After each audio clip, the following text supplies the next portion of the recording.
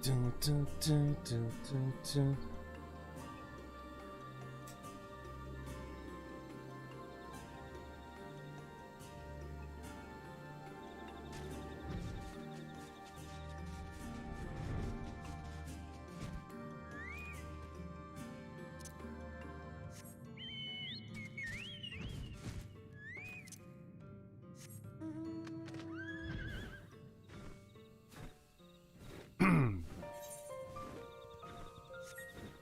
Off to do some spearfishing we go.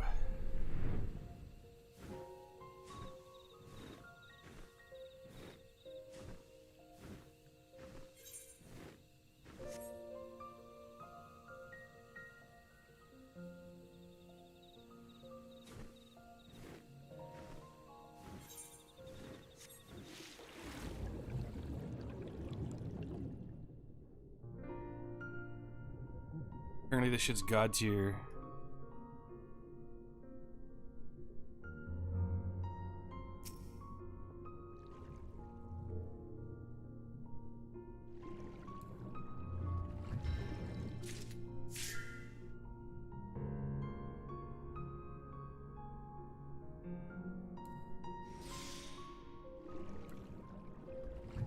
%100% drop, 100% drop. Oh, Hermit's Head, boo.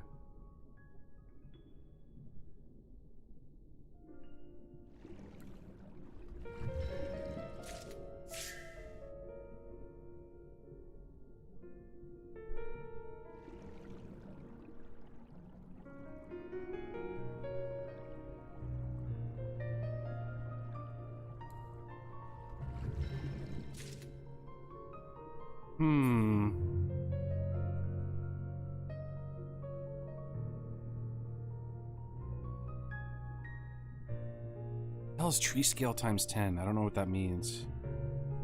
Condition: Truth of Oceans plus tree scale times 10.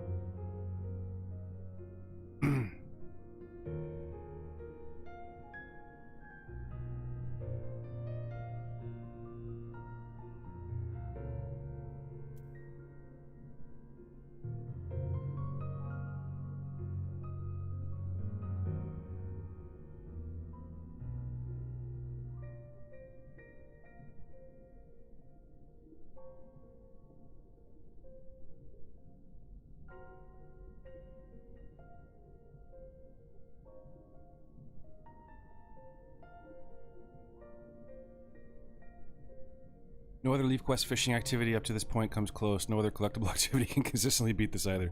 Well, I healthily suggest helping gourmet crabs go extinct if you're hellbent on collectibles.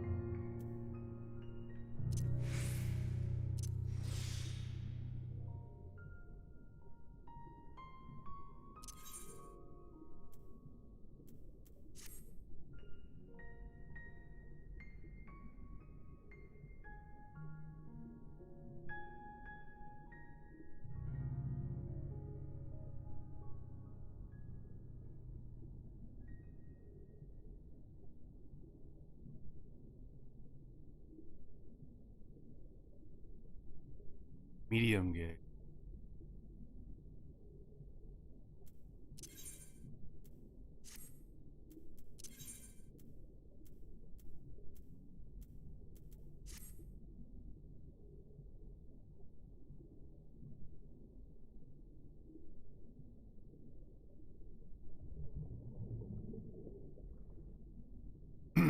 See how it works.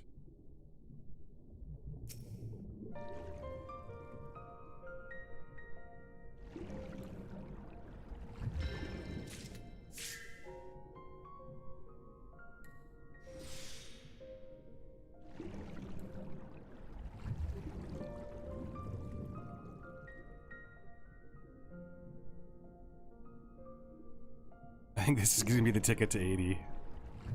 what I understand. Oh man, there should be 100% catch here if the guide's right. That's what the hell? That's not right.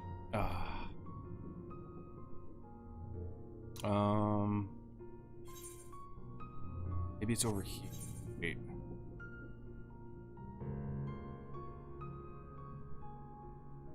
I'm gonna move over this way more.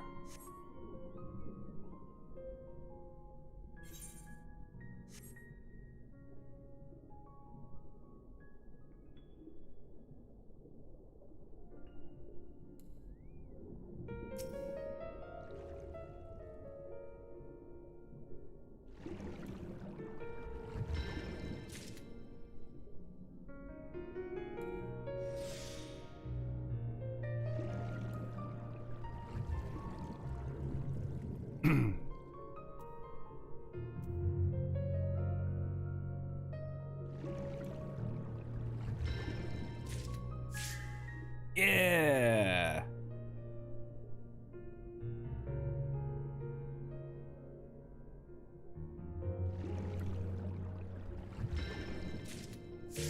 Oh shit. Oh shit. Almost 500,000 experience for that.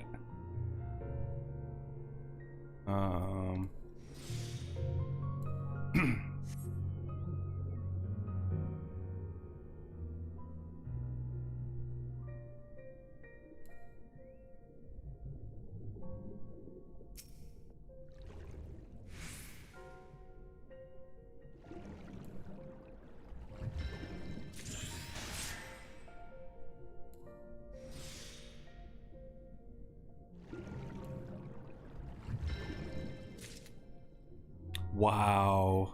Wow. Yeah, it looks like I'm gonna be doing this for the next few hours. Maybe not, man. This is gonna be fit. This is gonna be really fast. I'm gonna shoot up to 80 like nothing. I could probably... Oh, I got 2 in 1 there. What? This is OP as fuck.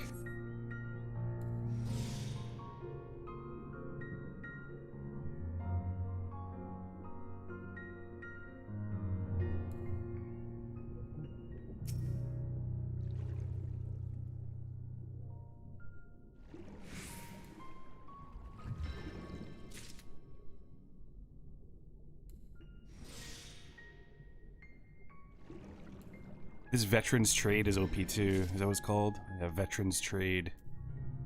It basically removes one of the fish from the pool of fish I can pull. So what you do is you find the most common one and you remove that, and then suddenly the more rare ones are significantly more higher chance to get. Apparently there's a lot of Hermit's Hoods here. What's up here?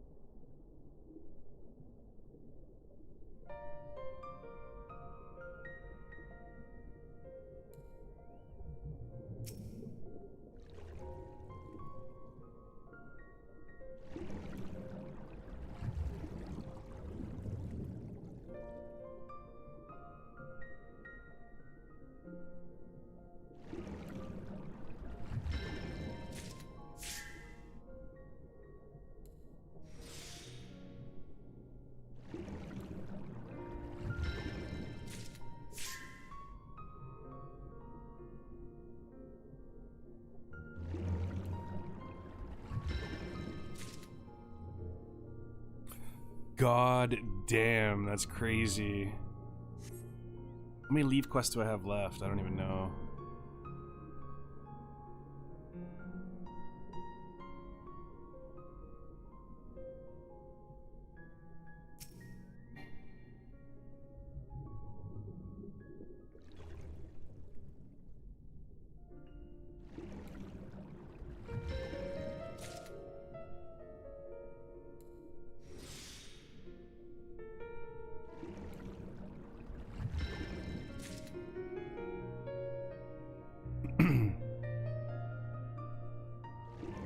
One really nice thing about the spearfishing as well is that it you don't need bait. It was just free money.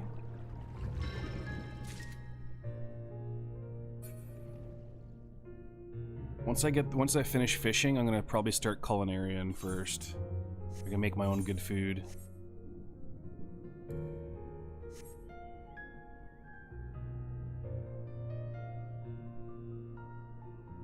How long it takes for this one to respawn? Wait, who the fuck's this? What's a miner? Oh shit, there's a miner down here.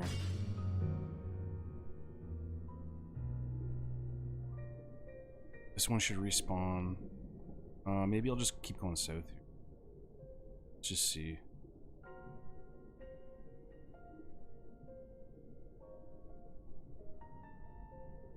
Oh, nice. Oh, gee, I don't think these are the right ones. Gonna give me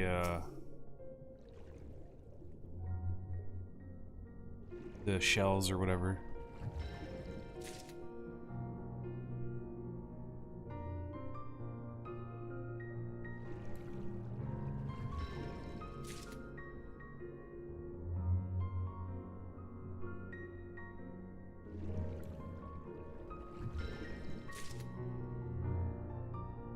Yeah, the Hermit's Hood. Oh, this is level 70, okay, so maybe it's just the level 80 ones.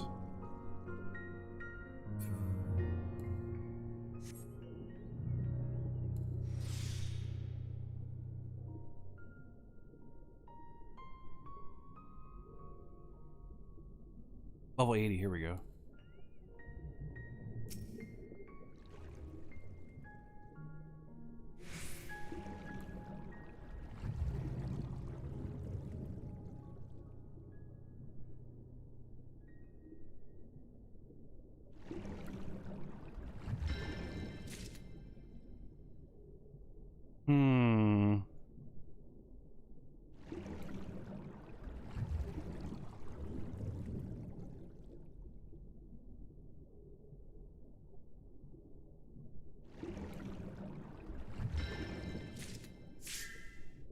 Everdark Bass.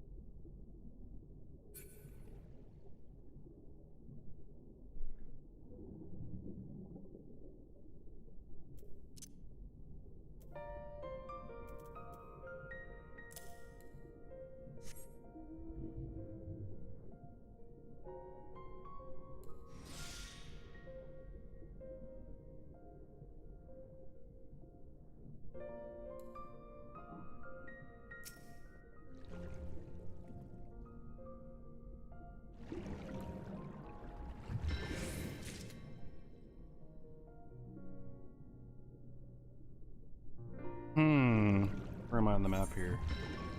Oh, I'm way down there, okay. Seems it's only in the northern section. So I've only found 2 nodes so far. I gotta find one more node, because if you have 3 nodes, you can kind of just go back and forth between them. When there's 2 though, it's kind of fucked.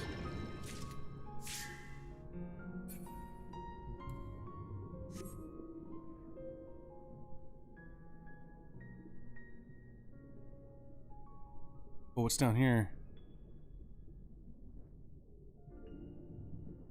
The fuck?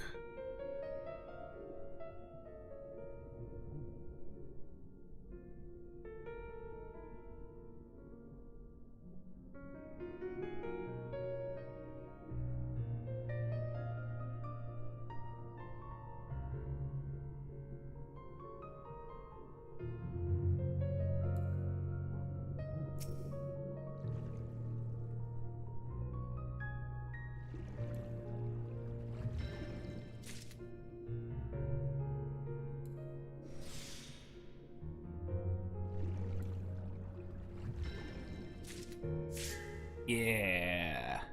Where's this one?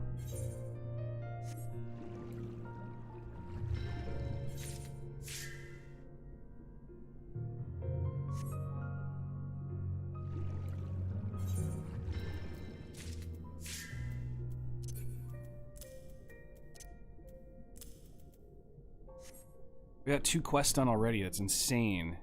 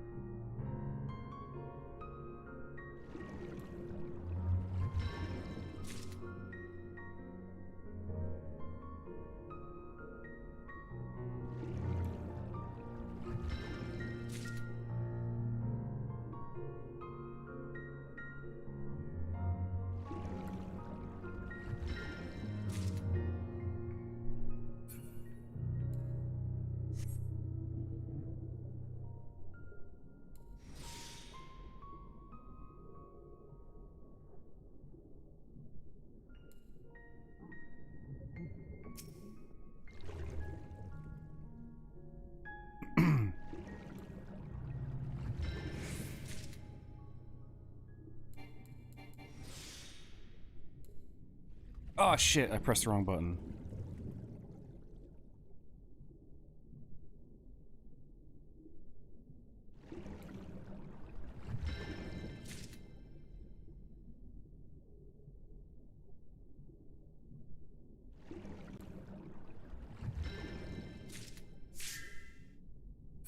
Damn, 500,000 for an HQ.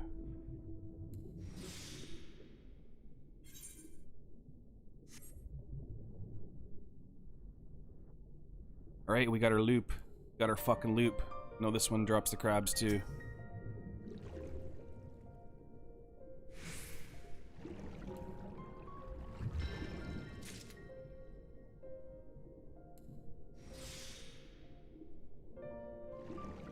I wonder if these sell really good too. I bet you they do.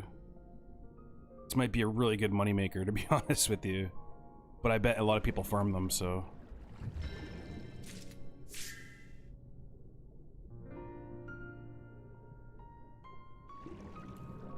I just feel like it would be really in high demand if you could just buy these, trade them in. Like, I could just go buy these off the auction house and get level 80 in fucking in no time, but... And I prefer to do the self-made shit, you know? I don't want to get into the whole using the auction house to bypass progression.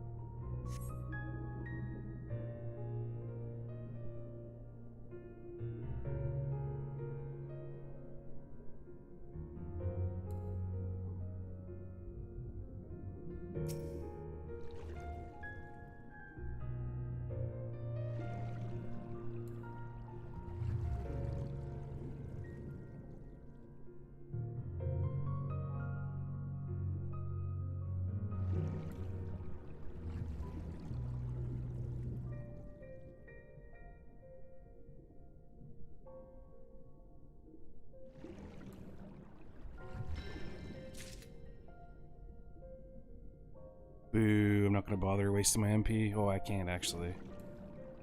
Actually.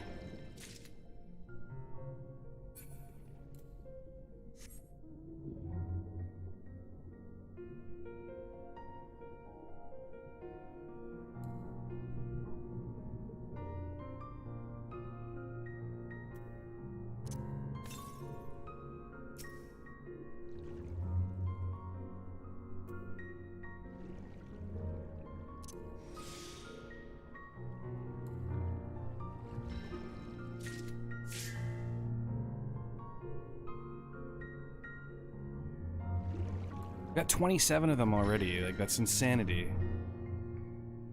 6 per quest, so I got 1, 2, 3 quests to turn in. So I'm already up to like 77 and a half, I guess.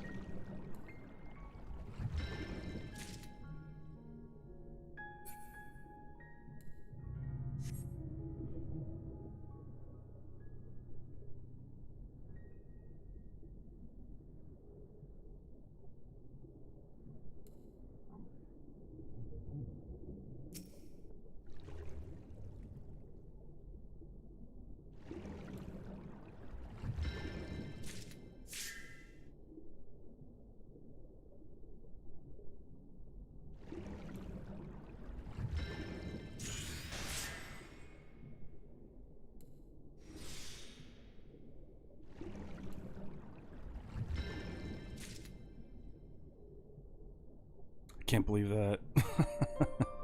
Be nice if there was a veterans trade version for just regular fishing. Like we have what's called slap the hand, I think it's called. Where is it? Surface slap, yeah. But it only works for one cast. Whereas the veterans trade works for the entire fucking fishing hole. OP.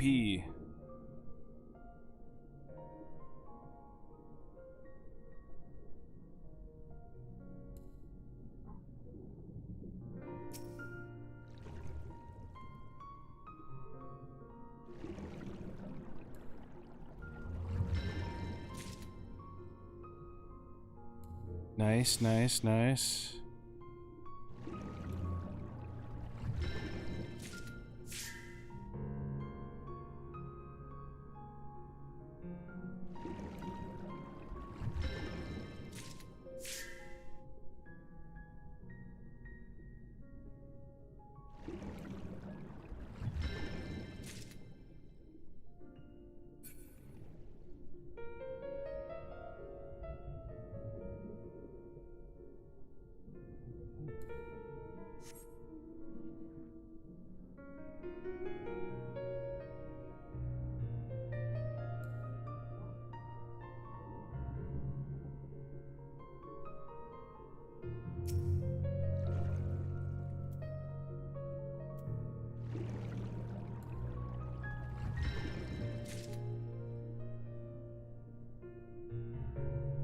Can't believe it's like a 50-50. That's just insane.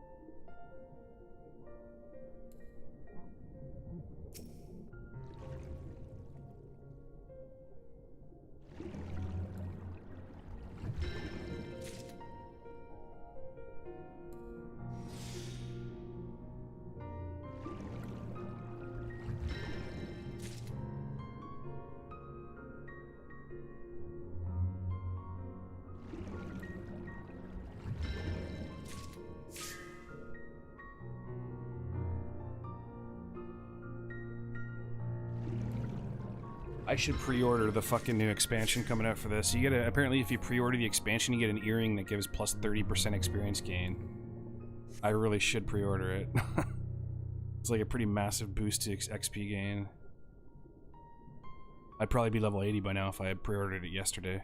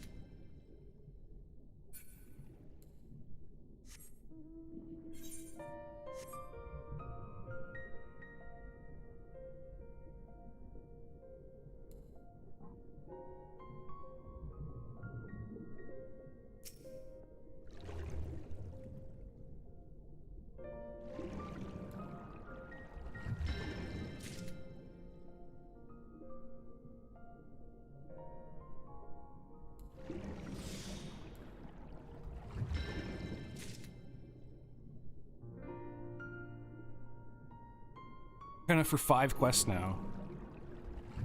When I get to 77, yeah, I'll go back to town and turn in and see what I get. So I just got 4,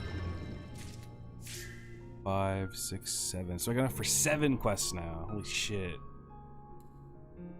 One more.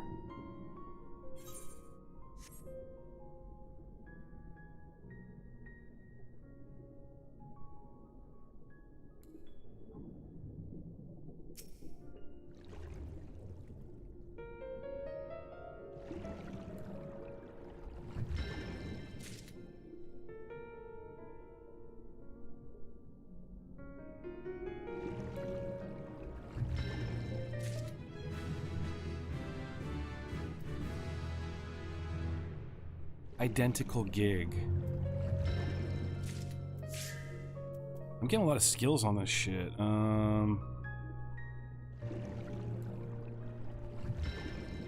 Negates the inefficient hooking status. Has no effect on certain fish with a weak bite.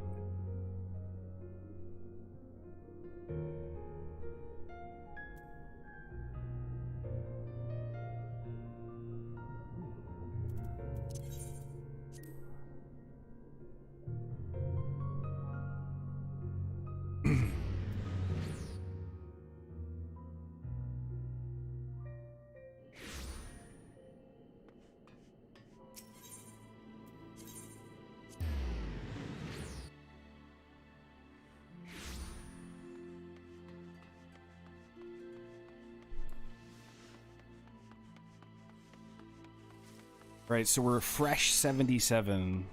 We got, what, 7 to turn in here? Let's see.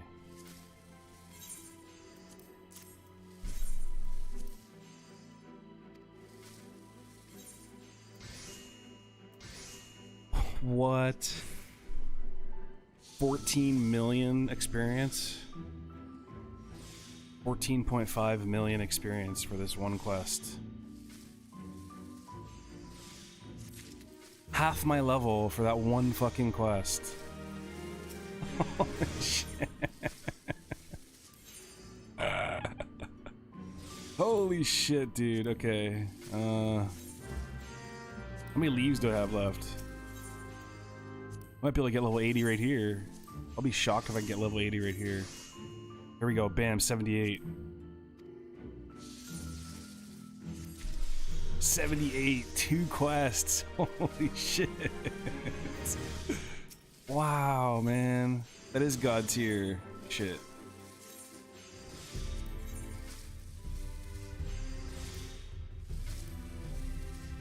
$18 leaves left. Holy shit, okay. That's the lowest my leaves have ever been since I started playing this game.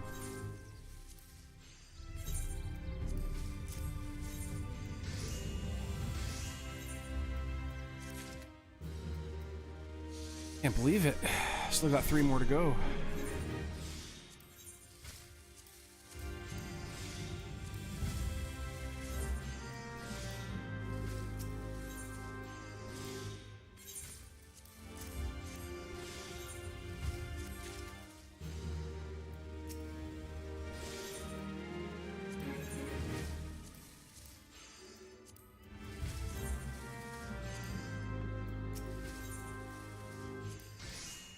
When we get to 79, it looks like.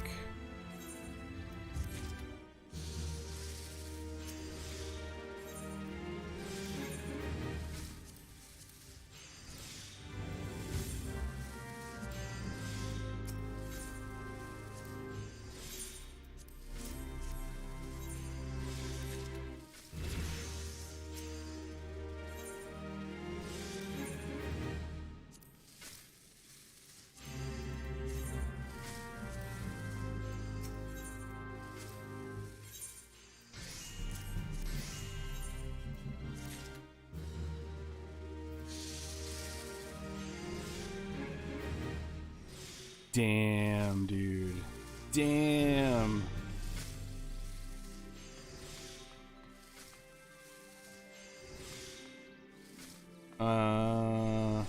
Wow. I can't believe I just got it to 79 in pretty much a third. Crazy.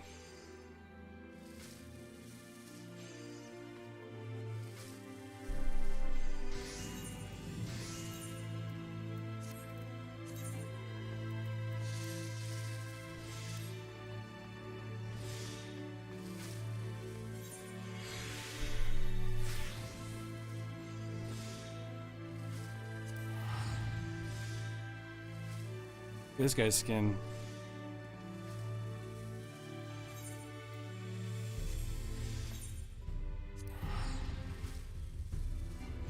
Wait.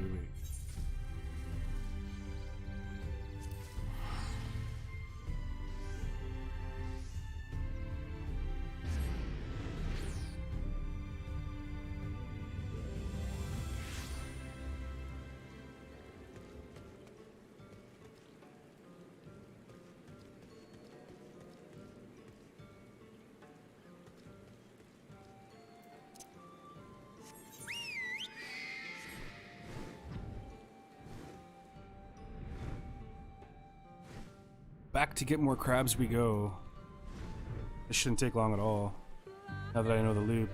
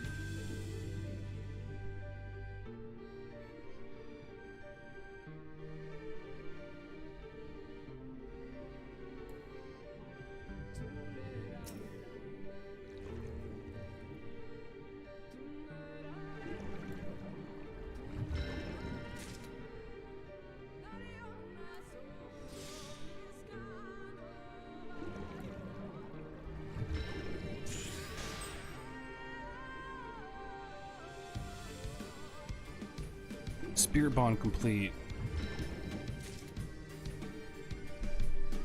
I gotta figure out what all this spirit bonding shit means.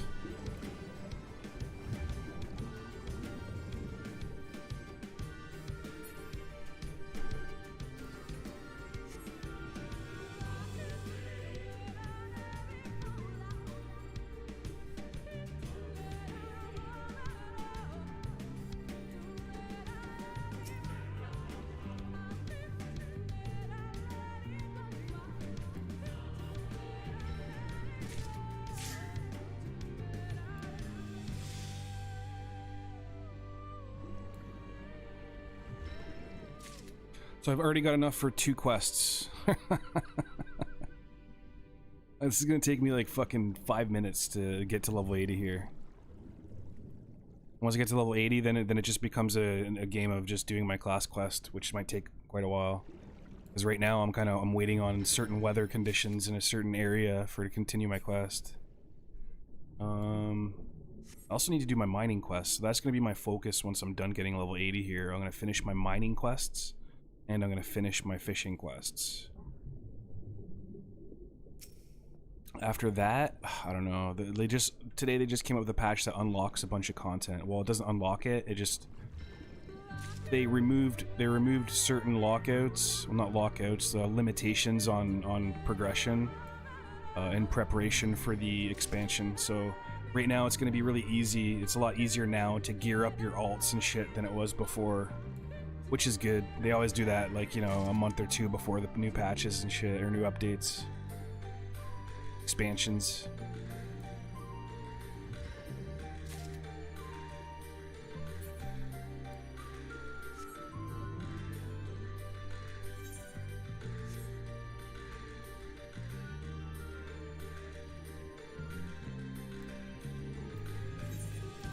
Alright, fuck these leave quests.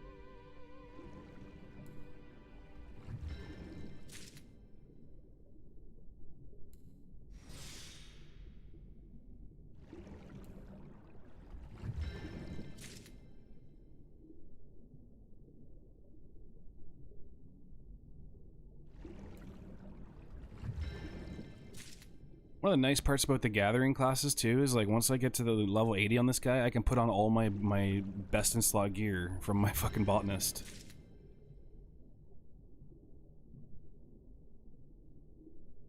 I want to go set up different skins though for them all.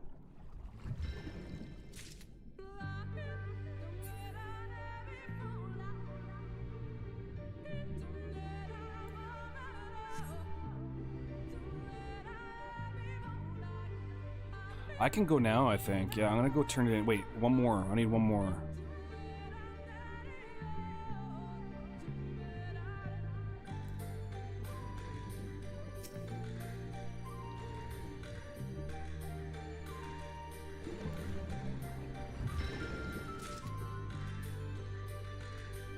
Here we go. I'll go check out the price of these too.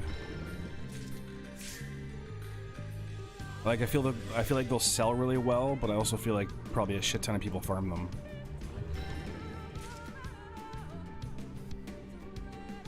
Just too easy. Like this is just easy money.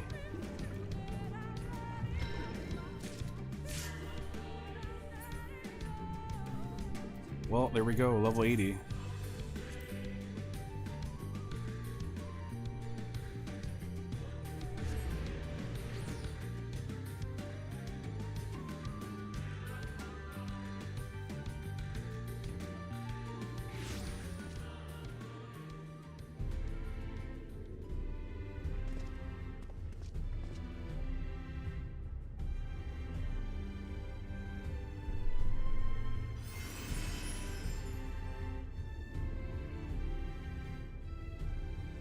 Welcome to Raid Shadow Legends. If you're wondering just what you're getting into, Raid Shadow...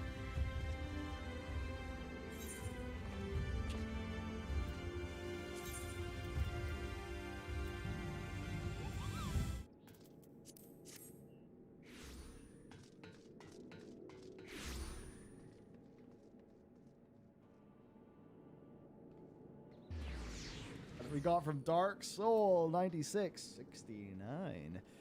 On the topic of the niceness of the Final Fantasy XIV community, it's also definitely a result of a report/moderation system that matters. No one click. You file a report, a GM then talks to you. Holy shit. Wow. How do they do that? Wait, what did he say? We got from Dark Soul 9669. On the topic of the niceness of the Final Fantasy XIV community, it's also definitely a result of a report/moderation system that matters. No one click. You file a report, a GM then talks to you. Holy shit. Wow. How do they do that? How do they go through so many reports? Or is it the sort of thing if somebody's reported enough, then it's flagged to a GM? That's crazy. You see, it's weird. I don't really feel that solving that with sheer manpower is a viable solution. And also, World of Warcraft is such a goddamn massive game between retail and classic that if Blizzard was to do that, I think it wouldn't really work. And they need so many staff. You need to bring on so many staff to handle that. But that's so interesting that FF does it that way. So you file a report. That makes it almost seem like you actually have to type in a little bit. Wow. Wow. Level 80, baby. Community toxicity. Yeah. Oh, you get a 24-hour ban if you mess it up. And the Glacier is saying not many reports.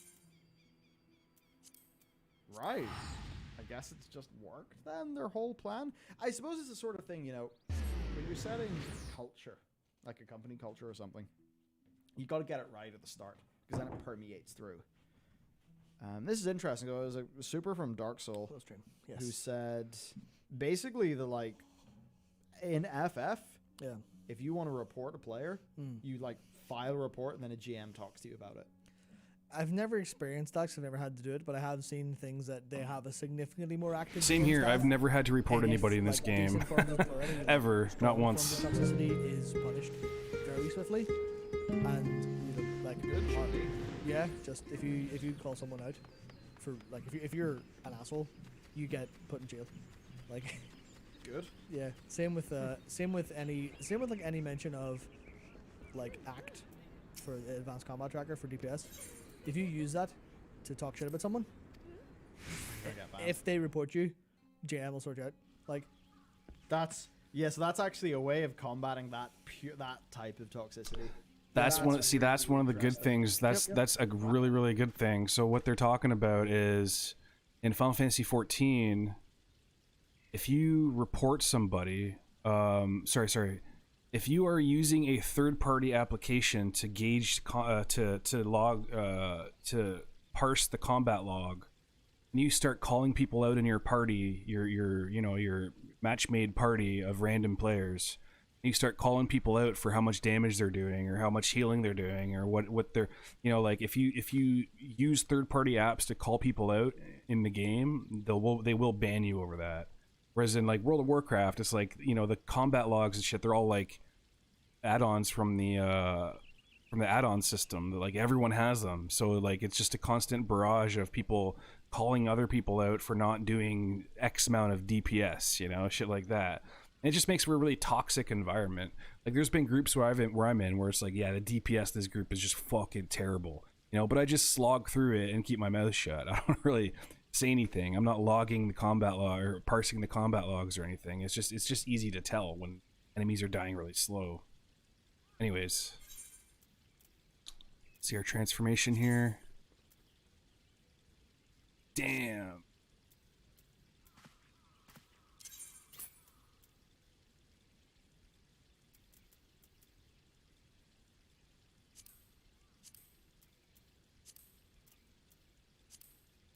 Right, so now I want to make a glamour.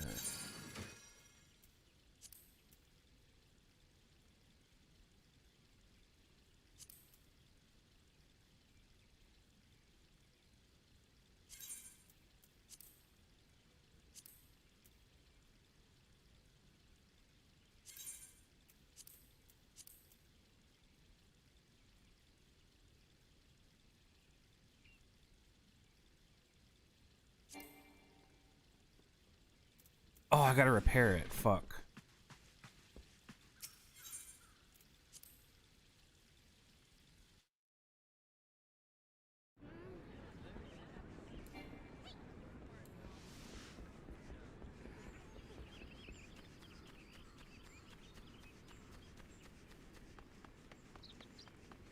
Wait, is there a repair guy down here? I think there was. Wow. Okay. Well, you know what? Props to them for that one. That's genuinely pretty cool. They're able to do it. well, we're saying that's like in-game support for GM stuff. Square Enix are awful for customer support in general, it seems. I mean, judging by how the Mog Station looks and feels, I'm not surprised. Yeah, no, it is a complete another complete nightmare. But it's just the what I call it, the ever watching. Basically there. You can't step out of line or else you will be gone. Like, people know that, they feel that, instead of you being able to say whatever you want. There should be rules. Those rules should be enforced. Yep. Simple as that. I mean, it's like, what would it look like if whenever you were in Nathri and you looked at /1, it wasn't, I mean, in some cases, like, just actual genuine racism going on, or like any of that crazy shit that goes on in /1. It's like, what would WoW's communities and chat channels be like if it was like less of that horse shit and less of the spam the trade chat gets inundated with? I don't know what it would look like. I don't even know what it looks like in FF. I've not paid attention, but it does make you wonder.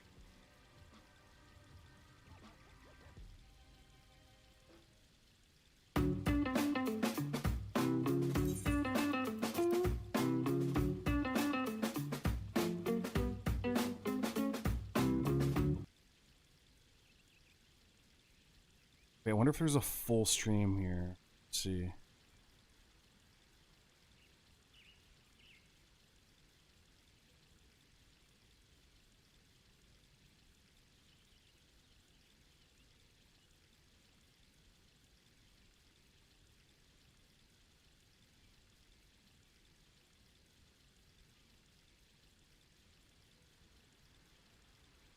Bellular Gaming.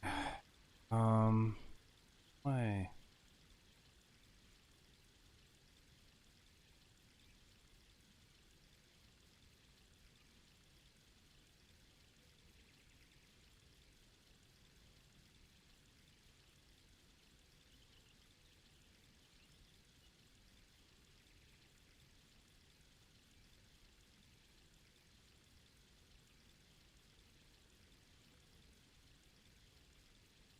Midweek edition. Where's the dates on here? What the fuck? Sort.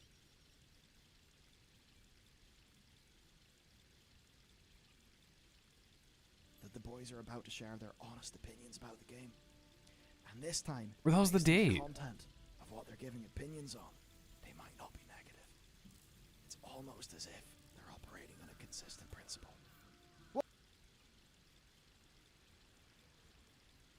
Updated 5 days ago. Okay, so.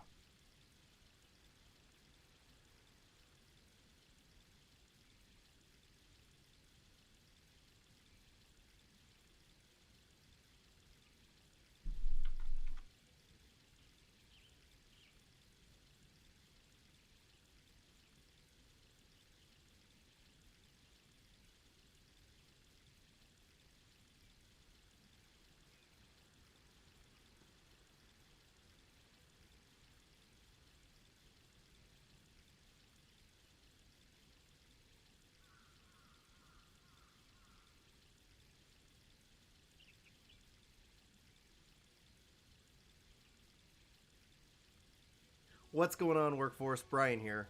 Chris here. And today we're hopefully going to try to answer the question, especially as it relates to the summer of Final Fantasy XIV. Is it too late to play Final Fantasy XIV? Chris, you've been getting this question on stream, in comments, and more. Why don't you set up some context? Why don't you plug something? I don't care.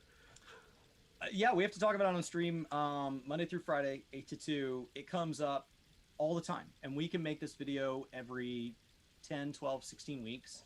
And there is a valid question to like, well, if that video is old, is it still true, right? Is there news where that's still true? And so you can't really make a video like you can how to get started in crafting and hope that it lives for any length of time, because people want to know, not is it worth it based on past information, is it worth it right now, this moment? And the moment you push publish, it's old and off it goes. And now they want to know, yeah, but how about now? And so it's a really common question of, is it too late to get into Final Fantasy, especially when they just catch the headlines where we see things about the main story quest coming to a close in November. And so, and that's typically where we'll say, yes, it's absolutely worth it. Like, here's the free trial. So Chris has said the analogy, like, the best time to plant a tree is 20 years ago. The second best time is today.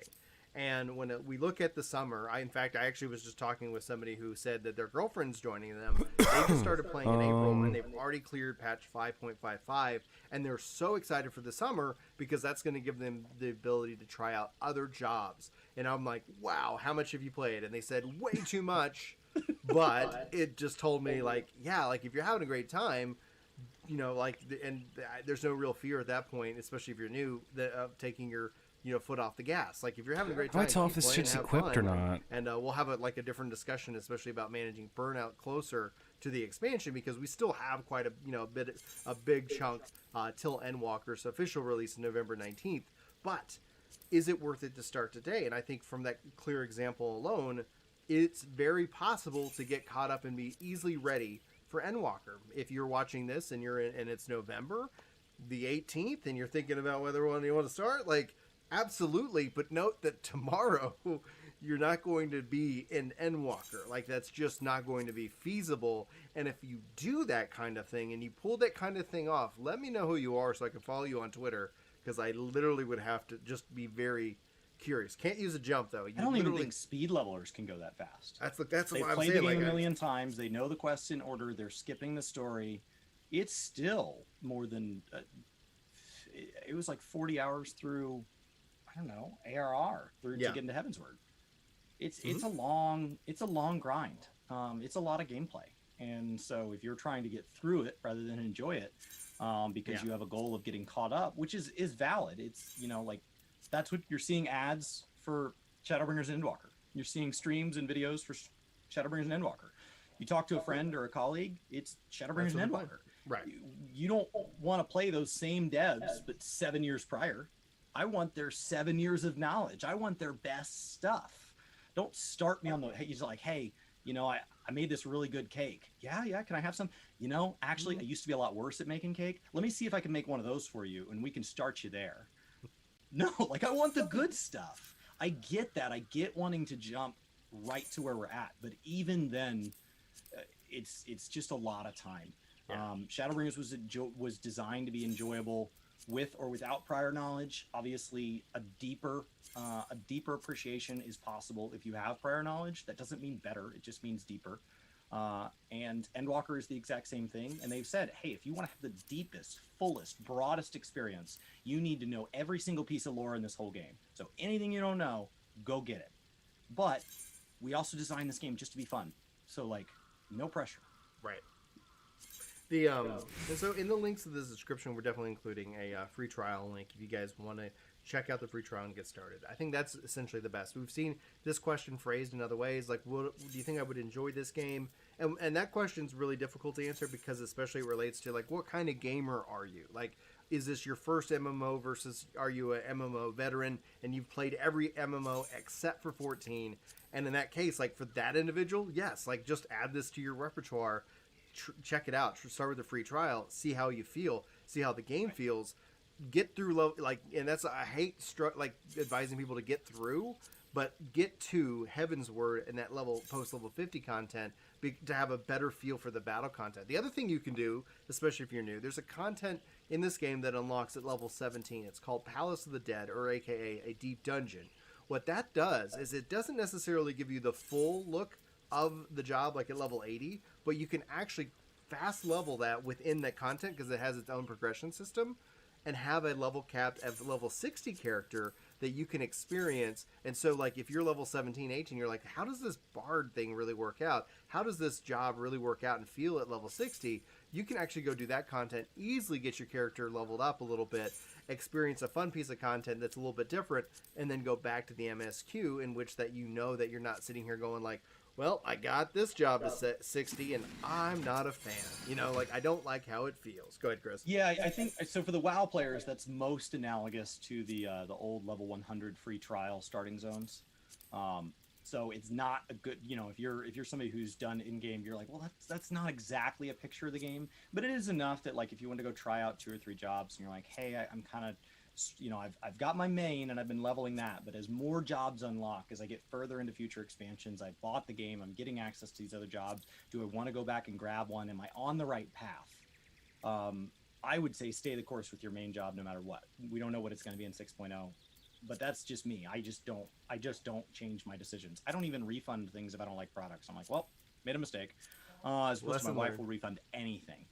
It's like, I don't know about this. I've had it for 200 days and I just don't like it. Like, she's the queen of that. I am like, nope, I bought it and it broke coming out of the package. What am I going to do?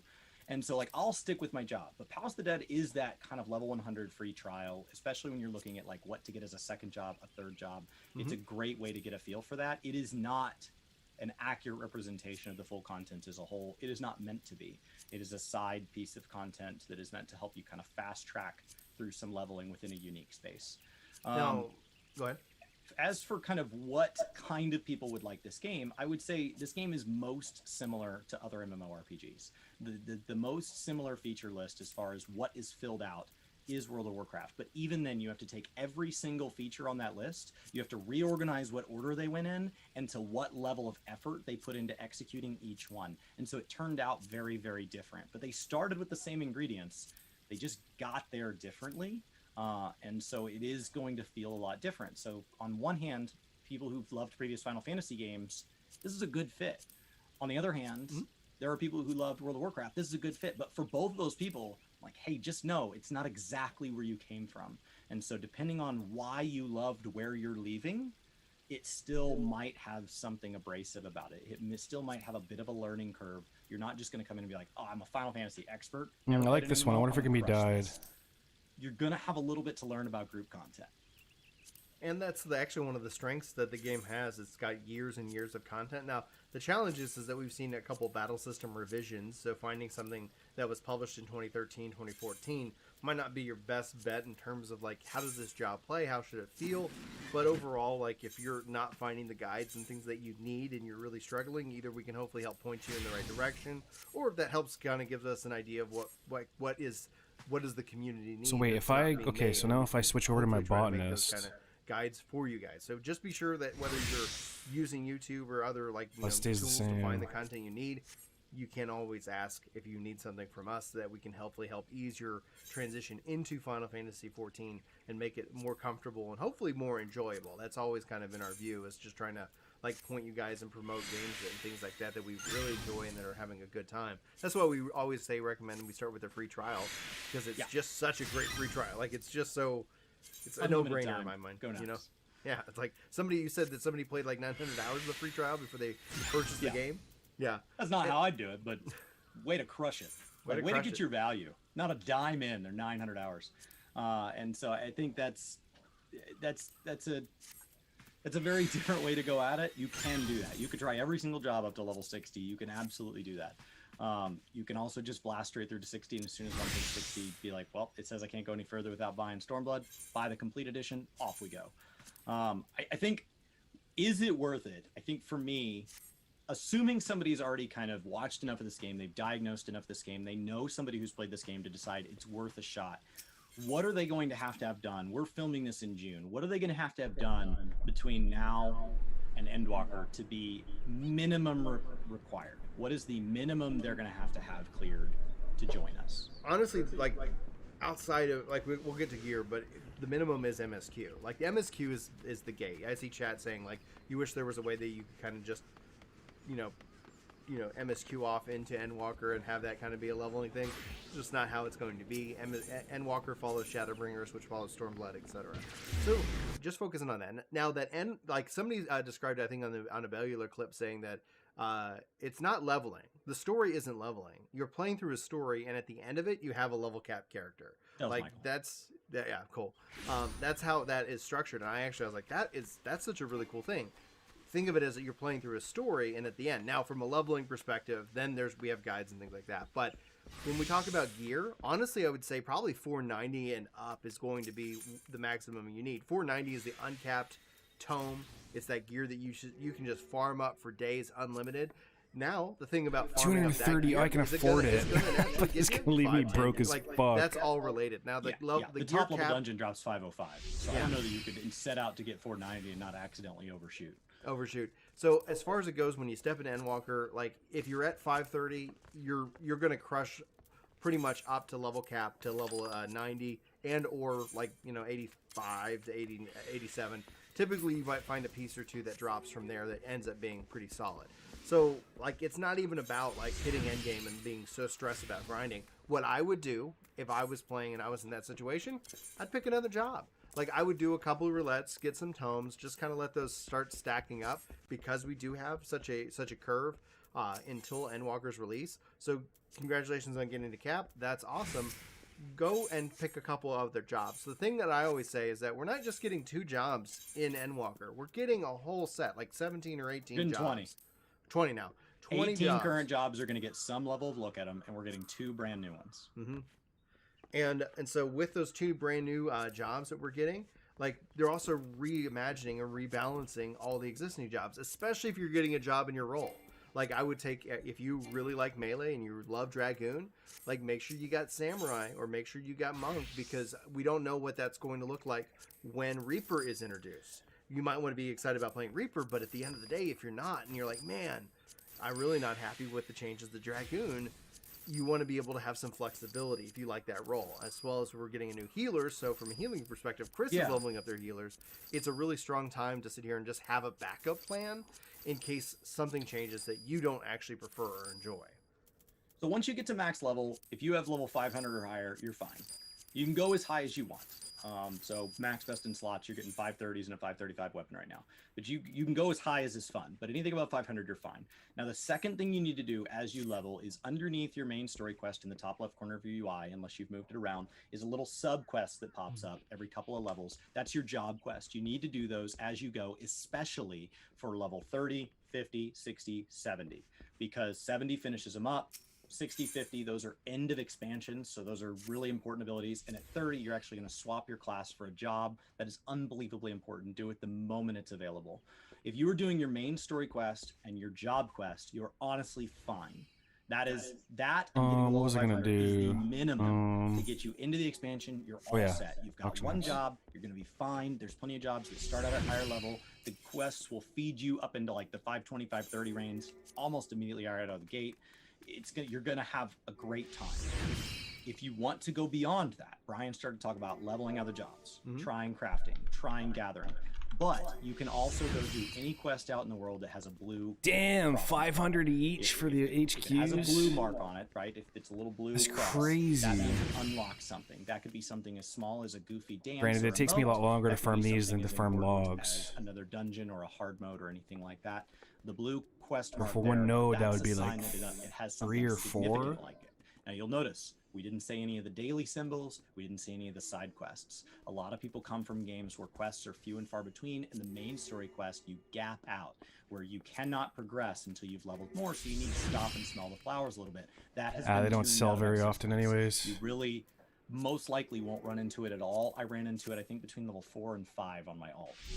And so you don't really run into it. Should you, for some reason, gap out, doing your daily leveling roulette quest is probably your single best bet to pick up 1 free level, 2 free levels. You should be back on the pace. Do your main story, do your class quest, get caught up. Get yourself into I-500 gear, and then it's up to you what you do with any remaining time between now and November 9th. Now, once the expansion does drop, there will be some gaps.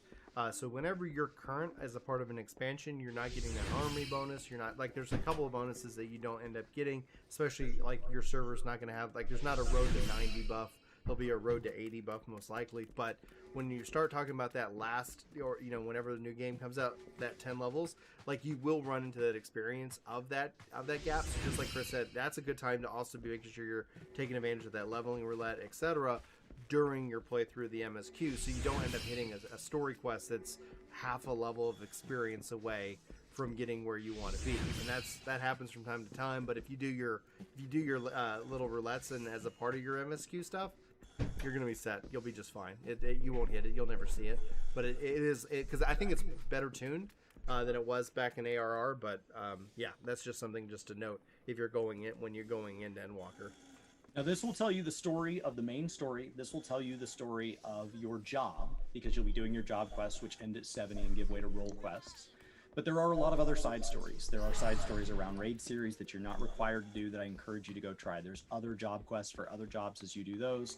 And then Brian mentioned leveling other jobs. If you want to level up other jobs, if you're on a preferred server, you have a road to 70 buff. If you pre-ordered Endwalker, you have an earring that's plus 30% to level 80. If you did your Hall of the Novice, Yeah, at level all 15, 3 of the that's fucking plus gathering 30% classes to level 80 now. 30, and that's Hell the yeah. content that you're synced to, not the level you are. So if you're level 31 and you hop into a 28 dungeon, that ring goes back to being effective. If you've consumed food, you can consume up to an hour buff, but it's 30 minutes per food. That's an extra 3%. You do have a rested experience, which games have as a catch-up mechanic. So your bar will turn blue for logging out anywhere with a moon. You'll gain that nice and fast. Am I missing any other forms of experience as far as kind of the big ways to make sure you're getting as much as possible? I think if you're taking advantage of all of those, if you're on a preferred server with the earring, the ring, and a food buff, and if a free company buff has effect for the job you're leveling, I believe I've been told by people that in the time it takes you to get to the top of MSQ, that they have leveled 4 jobs. So for the super ambitious, you can do that. You don't have to do that. Don't burn yourself out feeling like you've got to be super optimal. Enjoy your journey. Just pointing out like different buffs, like free company buff. I thought we were talking about content buffs, but yeah, like challenge log, free company buff. In fact, actually, on Ginger Prime, I have the like the complete leveling guide going through every possible way of getting experience in this game, so you can kind of pick and choose what you want to do. The reason I prioritize that level of horizontal content, that's why over like a relic. Like I always focusing on leveling, because leveling I carry with me, and I don't have to like go grind out like levels 10 through 70 or 80 again. Whereas a relic becomes a piece of glamour, and I'm like, all right, like you know, whether it was worth it or not, that was, you know, one option. So that's where I end up usually kind of making sure I divert my time and attention into it, and going from there. So yeah, those are my thoughts. I could get into speculation, and I'll just to tease it here at the end of the video. Maybe we'll make a video on it. But chat was saying like, is 7.0 Final Fantasy 17? And I would honestly say, like, based off of everything I've seen and everything Yoshi P said, I would not be surprised if they do something like that. Whether they change the number at the time. His example is Final Fantasy 20. Yeah, but his example of us going to the moon was 7.0. You know, so yeah, one day 14 won't make sense. But he's seeding that now. Like, I would say that 7.0 makes a really good case to sit here and be like, hey, here's our new engine. And then essentially, my hope is that they new Genesis it. So it's like, you have 14 as it exists today, 2.0 through like, you know, 6.0. And then 7.0 is this new next chapter, new engine. Who knows? But they can always super hypothetical, super speculation. But like, that's the nice thing about Endwalker bringing an end to the story, is that it gives them a lot more flexibility to do something like that. Whether again, it could also then be just going through the entire engine and just like, you know, who knows? We'll have to wait and see. What we do know in the interview on that subject, what we do know in interviews is that Yoshi P has said instead what he considers is the finale of the story to invite us into a new story in 6.1 is that this is not the end of the game. This is not the end of his involvement in the game. This is his life's work, and he does not intend to put it down. The CEO was there when he said that, and so they believe that is the plan. I believe that was said at the showcase, and in a later interview, he said that actually the reason he wanted to create a finale is that it becomes overwhelming for a new player to come in late and feel like they have to catch up with this thing way off in the distance that's still moving.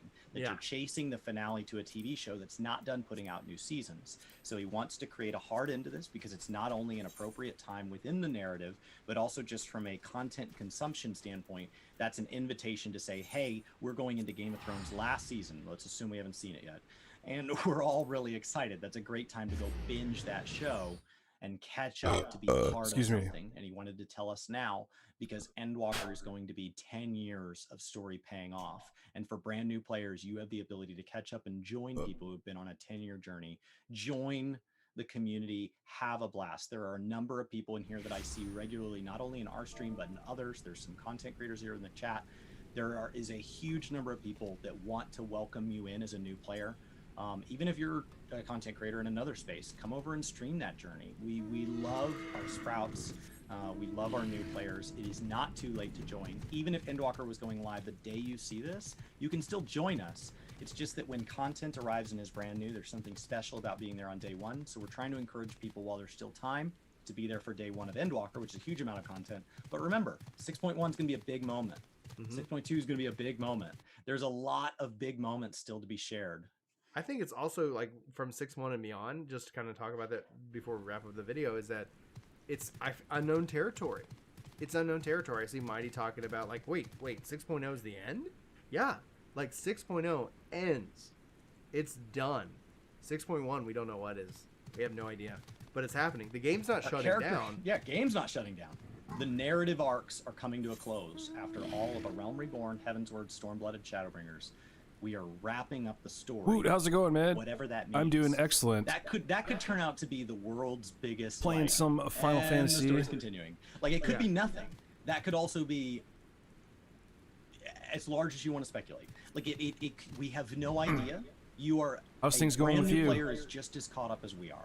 Our speculation has more of the vocab words than yours, but we don't know any more than you. It's just guessing. And so it's a really exciting time to come join us. And it is absolutely not too late. Right. So if you are still here with us, guys, be sure to start and play, and hopefully you have a good time. If there's anything we can do. Rough lately, but a bit better now. Well, that's good. Experience better. Feel free to ask. But that's going to wrap up this video, guys. For Work to Game, my name's Brian. My name's Chris. Thanks for watching. Hopefully you have a fantastic day. Hopefully we'll see you next time. But until then, I could pretty much say the exact same. Things are rough, but things are getting better.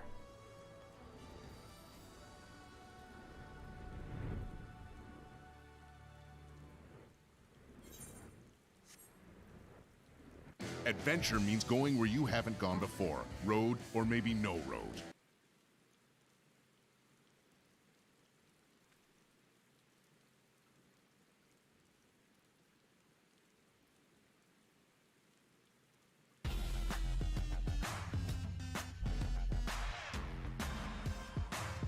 What's going on, workforce? Brian here.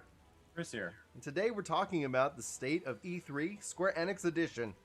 Yesterday, Xbox and Square were the two events that we were really most interested in, and this video is going to be focusing on kind of our thoughts and impressions from pretty much everything that Square Enix kind of showed off. We want to bundle that because obviously we got the announcement of Final Fantasy Origin kind of as the big kind of reveal that they showed Final off. Fantasy Origin. I should watch the Square I don't Enix be completely negative about Chaos conference. Chaos, Issue at the Square Enix conference though. It'll be in mostly Japanese. Here, get some thoughts. But Chris, dude, what's going on, man? What are you doing right now? I think E3 in general is kind of over for me as far as like the things that I need to fit this year. Not like other presentations going just on, like, but yeah. like when I look at the people who are presenting, there are companies I care about in there, and I'll watch the news. But like when I look honestly at the number of games I have slated for this year, if anything was going to get added to that lineup, that presentation has already come and gone. Mm-hmm. Overall, from kind of how far we are as of this filming, I think that the state of E3 says a lot about how the industry is responding to COVID. We're coming out where, like, right now, many people feel like they have maybe one game to play. Maybe they're having to switch to a game that they didn't want because the game they want to play isn't doing Oh great. shit, that Dungeons and Dragons game comes out today We too. look out and it's like, oh, and then there's one more game next month, and then 2, and then 4, and then 8. And by next March, we're like, I don't know how I'm going to have time for any of this because it's all coming back online and it's just kind of cramming as everybody tries to get their stuff out that should have trickled out over the last year or 2 years. There's a lot of early 2022, a lot of late 2021, and I think it's hard to be mad at the devs, and so it's much easier to kind of cringe at like them talking to iPads on a stick. That's much easier to kind of laugh at because I think it was designed to get a laugh.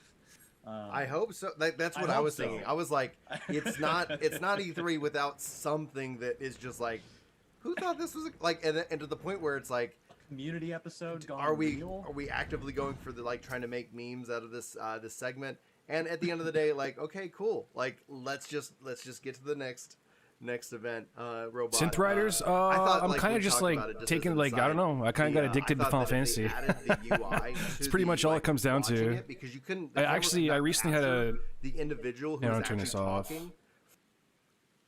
Recently had a new avatar made, so I'm probably gonna play that today. Maybe I'll do Synth Riders. We'll see. But I still like, I don't know. I still really like Beat Saber. Like I still play Beat Saber more. But right now, like speaking of right now, Final Fantasy is like consuming me. Game's so in such a good spot right now.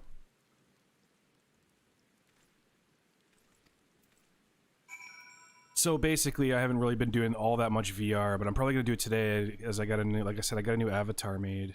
Show you. Wait, let's get the avatar up on here. Hang on, let me see. Let me plug my camera in. 1 sec.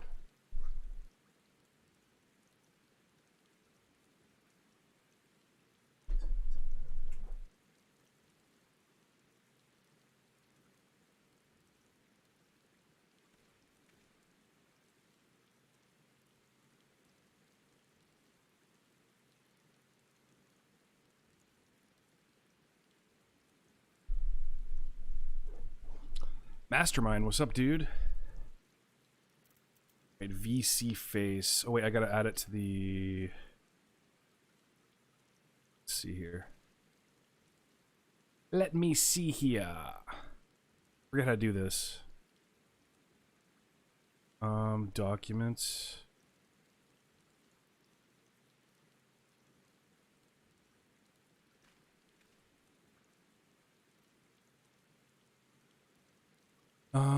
Where is it? Where is it? Avatar info, image finished. Your. What the hell is it? JVR, no.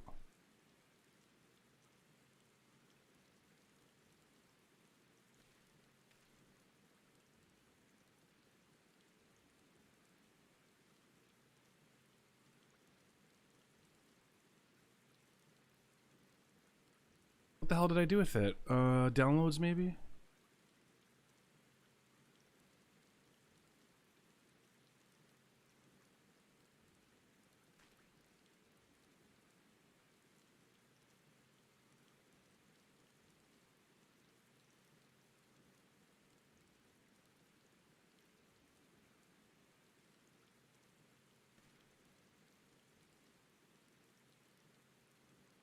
Had fun today, Mastermind? What'd you do today?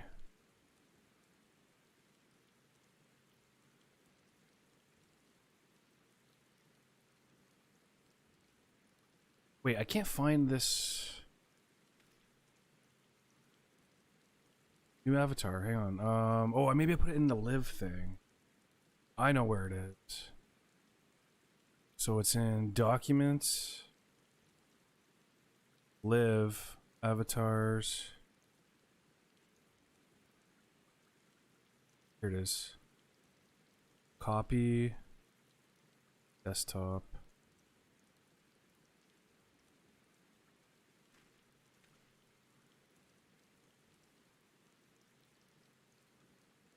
Paste. There we go. Fixed.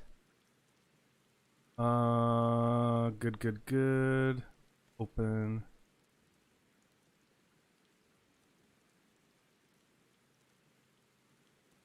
Start it.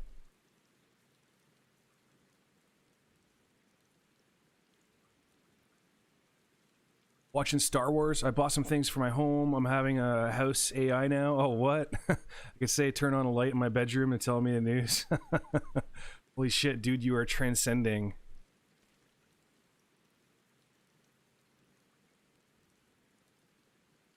Why can't I select my camera? Oh, wait, here we go.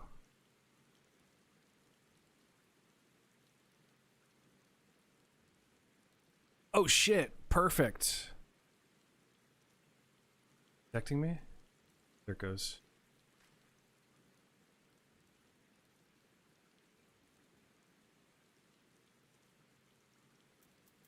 So now... There we go. There's me. It's my new avatar. Wearing the same skin as... Can I reset it here?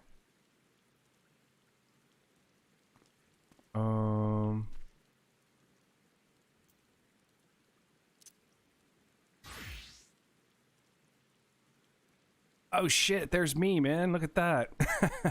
Guy does such a good job. Let me just reset it here so I'm sitting up straight.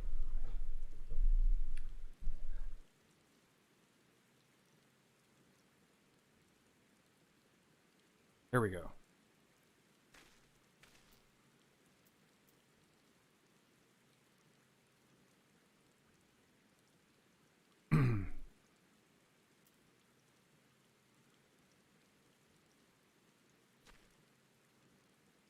Poor. Oh, dude, I'm poor right now too. Well, I'm kind of poor. I'm saving my money for other things, for something. I want to move out where I'm living here. Get a new place. Set it all up nice and neat, you know? I'm looking forward to it, man. I've always, my whole life, I've always had roommates and shit, you know? But I just want a fucking place of my own. No roommates. Nothing wrong with roommates, but,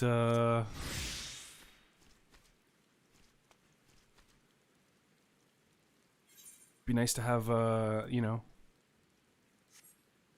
a little bit of privacy.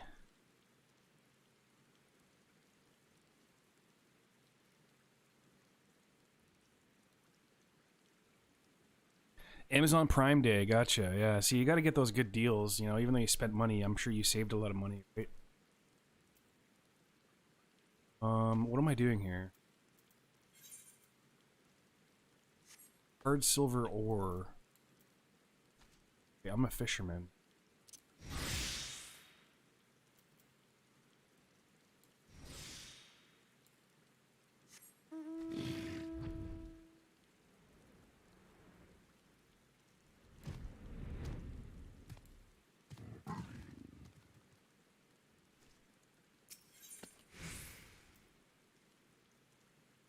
Dark matter? What the hell? That's not what I need.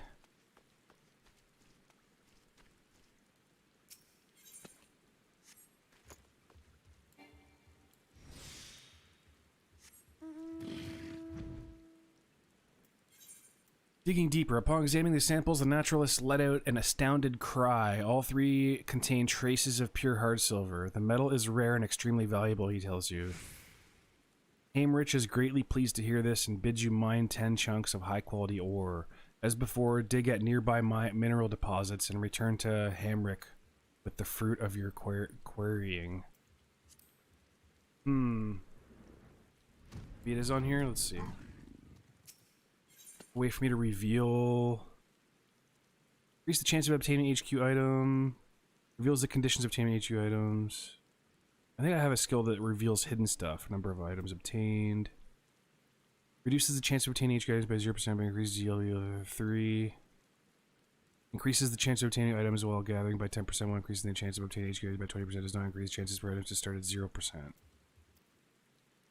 Swear to God I had something that showed what the hidden things were. Maybe not.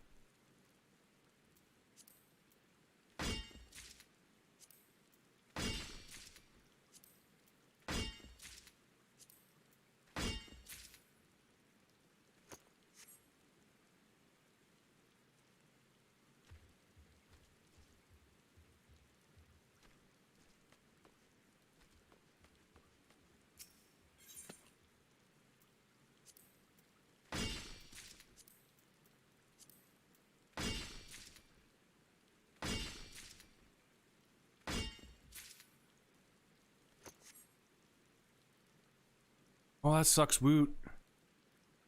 There's a lot of people having issues right now with housing and stuff, you know? It's like, that's one of the things I'm not looking forward to here, is the cost of living here is ridiculous. Like, for a 1-bedroom apartment, it's probably gonna be like, you know, somewhere around 60 to 70% of my fucking income. Right? And I don't really want to buy anything. Like, I could probably look into buying a house of some sort. But right now, it's just not a good time to be fucking with any big purchases in any way, shape, or form due to just how unstable the economy is. Like, the value of money is it's either going to go to the absolute gutter or it's going to sustain, and nobody really knows. So right now, I just don't want to. I don't think hardly anybody should be making any sort of big purchases or sales until shit settles down a little bit. But for me, it's like the cost of like just renting is like, it's insane. It's fucking crazy.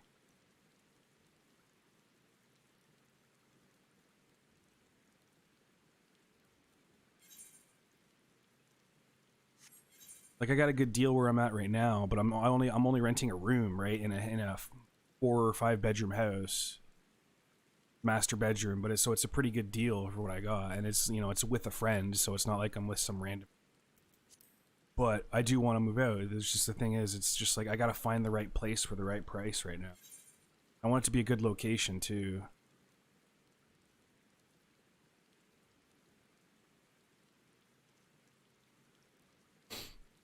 Yeah, man, you gotta do what you gotta do, right? It sucks, but I totally feel your pain. Well, not really. I don't own a house or anything, but times is tough, man.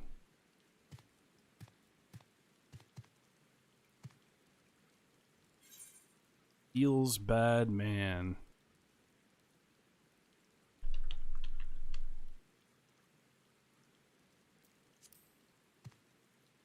And then here's where I spend my days, is just playing video games. I should be out working or something, get a second job. I can't do that shit though. I need my playtime.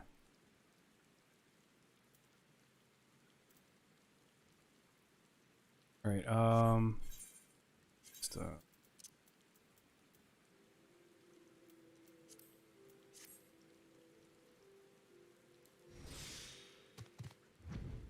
try this one over here.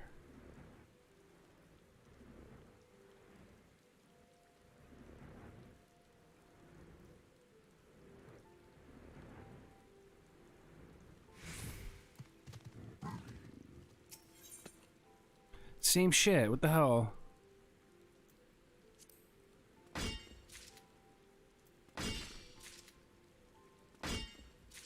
Oddly specific dark matter. No idea what it's for, but we're harvesting some.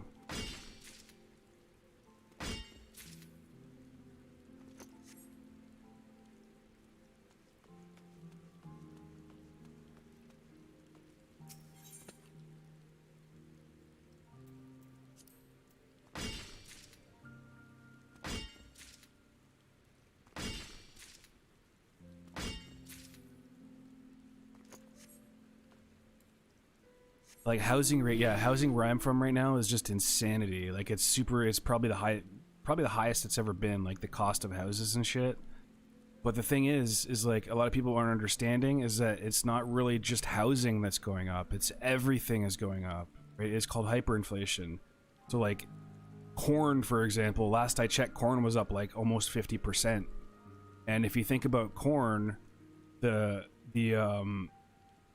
balloon effect that would have when corn is so expensive, because, you know, everything like all the meat we eat, how do you think these animals get fat? Because they're fed corn, you know? So the food that we eat is sustained by corn. So when the price of corn goes up 40 to 50%, suddenly the price of everything is going to start going up 40 to 50%. You know, because the thing is, these people who own these industries, they don't take the hit. They pass the hit on to the customers. Right, so the guy, you know, cruising around in his fucking yacht, you know, in his limousines, he doesn't want to give up that lifestyle. So instead of those people taking less money, all the customers take the hit, and they just increase the price of goods by 50%. So they continue their lavish lifestyles, right? It's just the way it's going. Like like when the governments all over the world are just printing endless money, it just devalues the money and everything gets more expensive. It's really, really simple to understand. But like that's what's happening though, right? And a lot of people are looking at it like, oh my god, these houses are just really, really expensive right now. You know, this is a good time to sell your house. It's like, no. Look at all these investors. All these investors are looking to buy houses. Do you think an investor wants to buy a house knowing that it's going to decrease in value? No, they know that it's going to continue to increase because of hyperinflation. Venezuela is a good example of it. You know, Venezuela's like been through it all. I personally think Venezuela was like the testing grounds for the whole reset they're doing. But yeah, I don't know, man. Not a good time right now to be making big purchases or little purchases. Well, I guess little purchases are not a big deal. But owning assets is what you want. Like if you own something, you want to try and hold on to it. Like when all these investors are looking to buy all this shit up, like land is like, you know, there's this one hedge fund company, I think it's called BlackRock. And they're buying shit tons they're buying entire neighborhoods of houses in like, you know, high urban areas. And everyone's like wondering what the fuck's going on, because the housing market's so like seemingly high, right? Like why are these guys buying out entire neighborhoods? Because they see the fucking future where everything's going to be a rental. There's going to be no more ownership. And it's just what's going to happen. What am I trying to get here? Mine hard silver ore. Where the hell is hard silver ore? Let's see if I can see it in here. Hard silver. Oh, it's in here somewhere. Yeah, all the hyperinflation, you know, all the...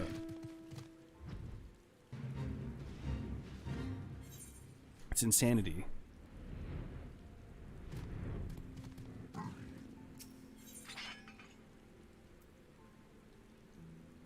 Car bot movie? No, I haven't seen it.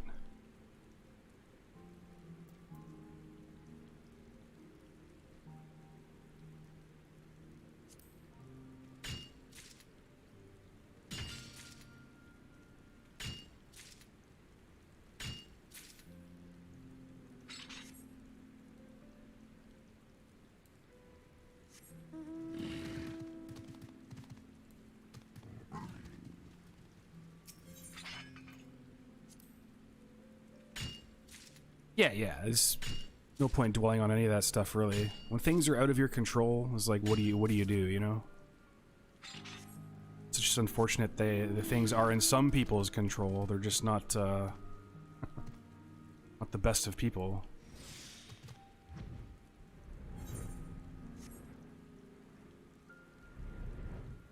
I haven't seen any hard silver ore. I'm guessing it's from these deposits here.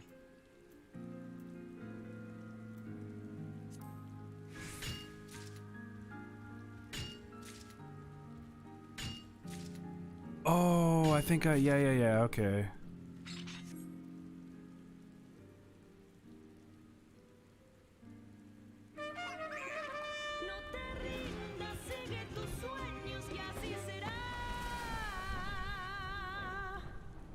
When life becomes an uphill struggle, keep rising.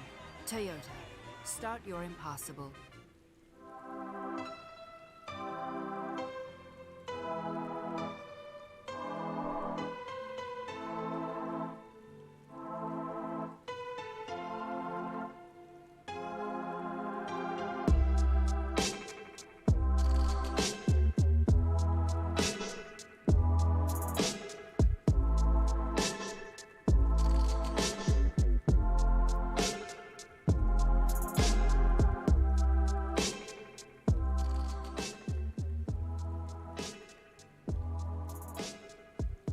They're talking, or is it just a music video?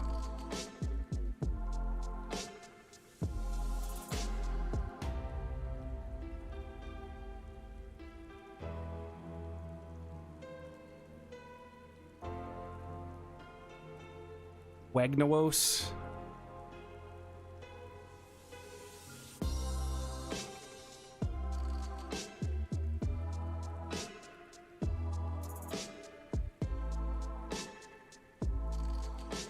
See, I don't understand all this stuff because I never really played WoW enough. So all of, like, the inside jokes and shit, I don't really get it.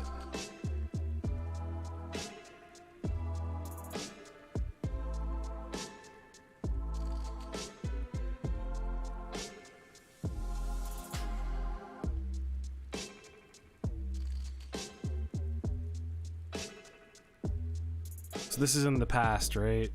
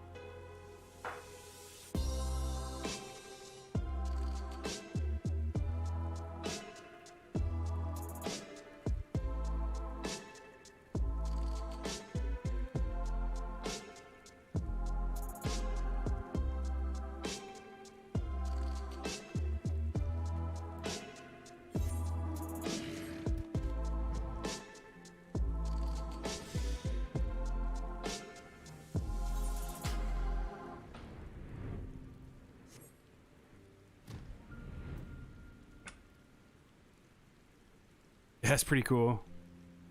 I think I saw Asmongold watch that.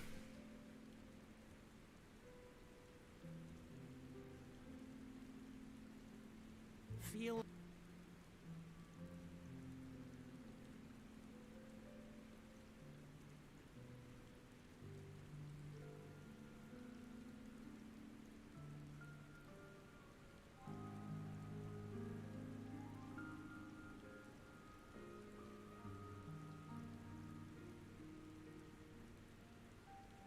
Great day for fishing? What? So there's a gas leak in my backyard that's been going on. So there's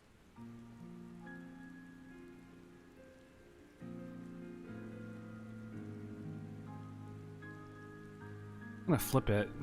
Transform, flip horizontal. There we go.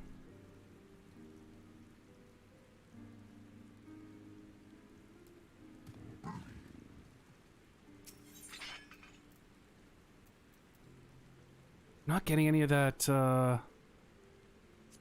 it's gotta be the hidden one.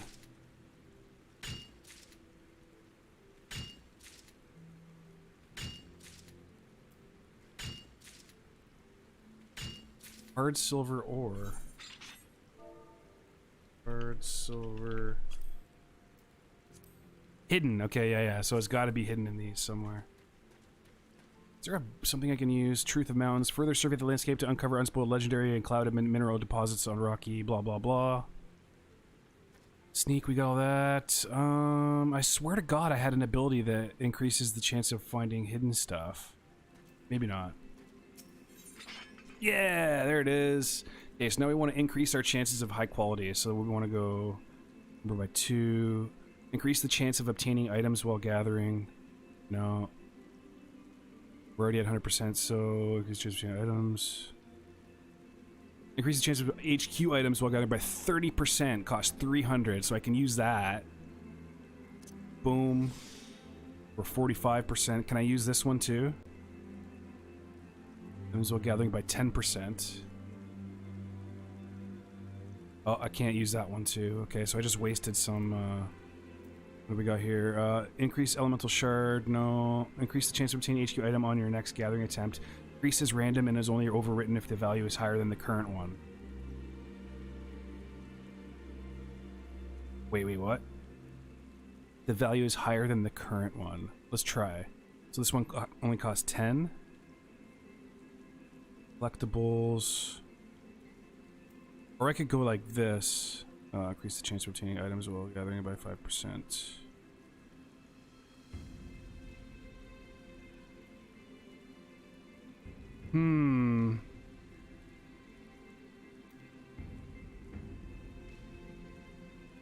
So I can use this one, which would make it 2. I'm gonna use this one.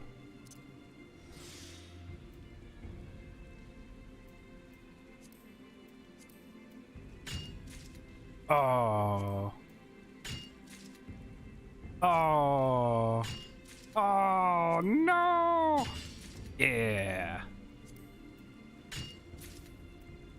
Fucking 2 out of 10. Boo. I could have finished the entire quest there if I had any luck at all.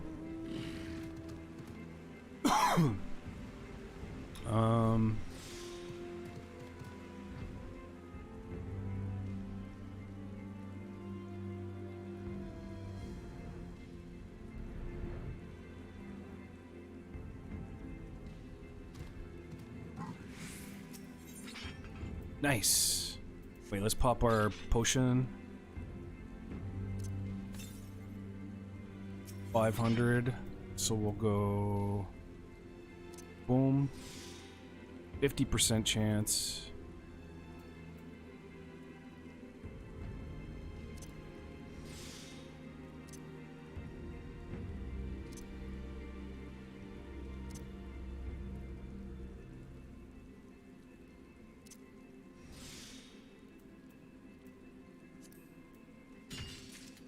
Nice. There's the dice roll I'm looking for.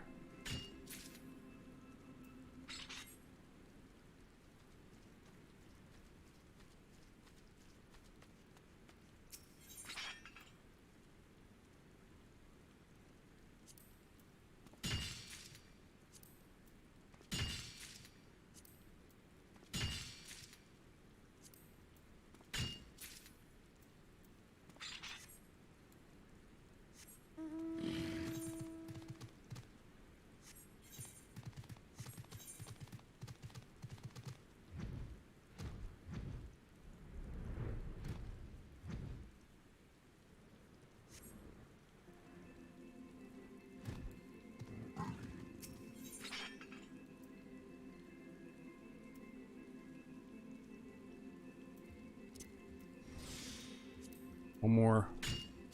One more, baby. I should have made a coffee.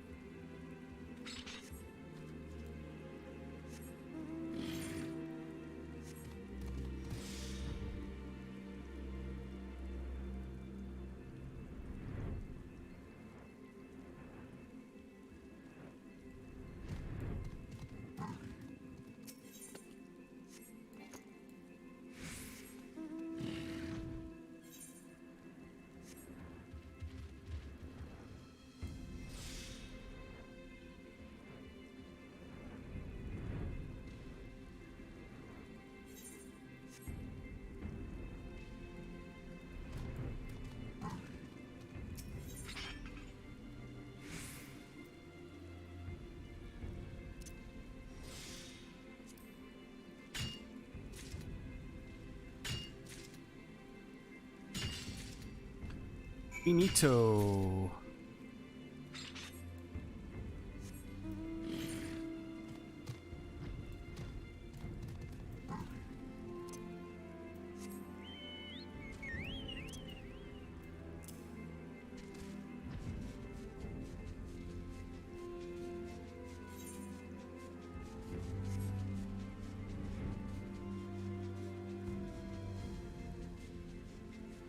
Whee! Dude, imagine having a flying chocobo. Imagine like this was your method of traveling in real life. I would love that.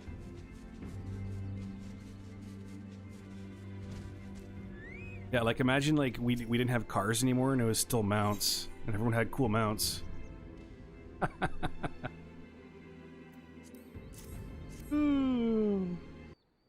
Chocobo farmer? Oh dude, yeah. Would I be? What would be the best mount? Like a real life mount, like an animal, if you could have an animal mount.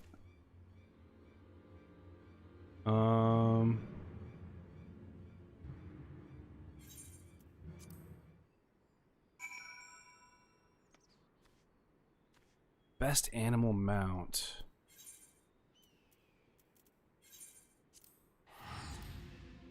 Grizzly bear would be pretty cool. Polar bear. The classics. I wonder if this game has a bear mount.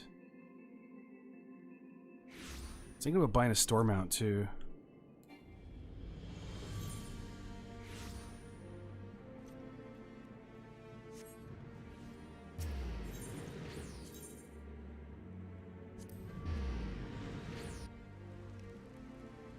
Dun, dun, dun.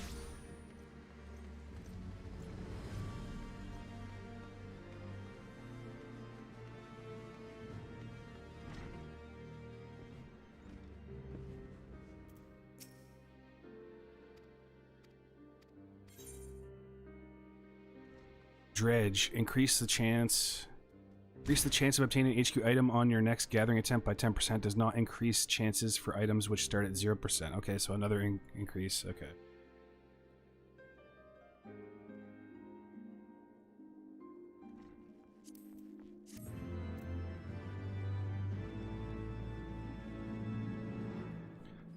Breaking new ground as a miner, you have learned Dredge.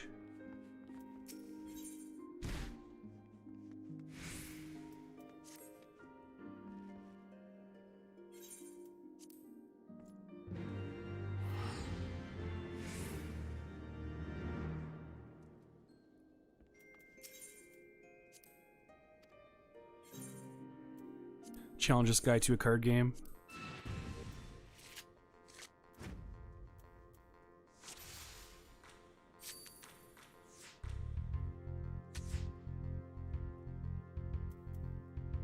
What? That's bullshit. 9-8.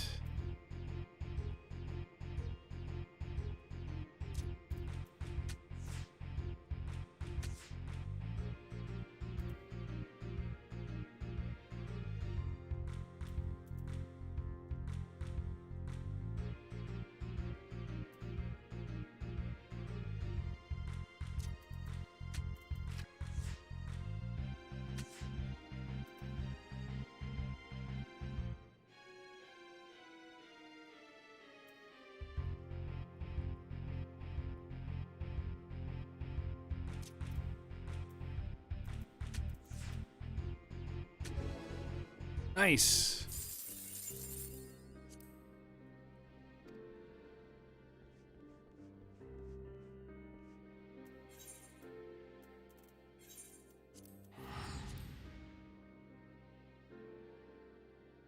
I like it.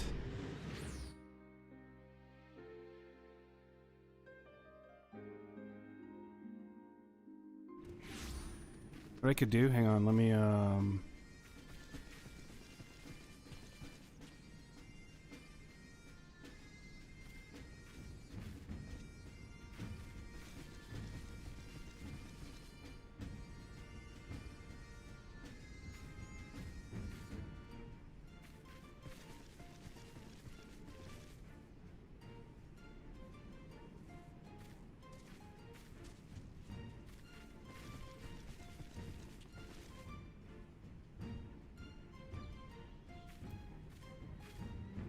Vortex too small?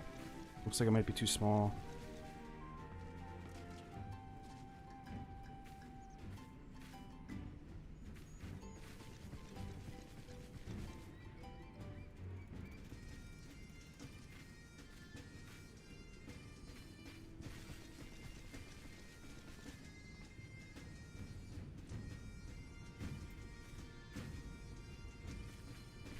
Dun, dun, dun, dun, dun, dun, dun, dun, dun, dun.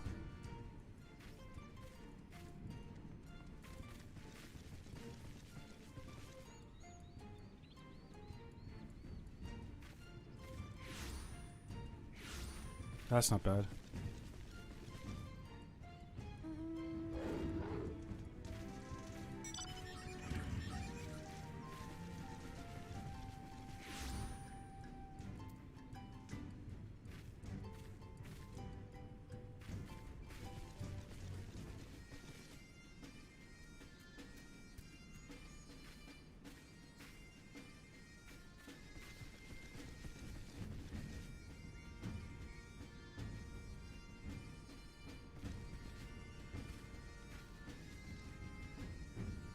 Where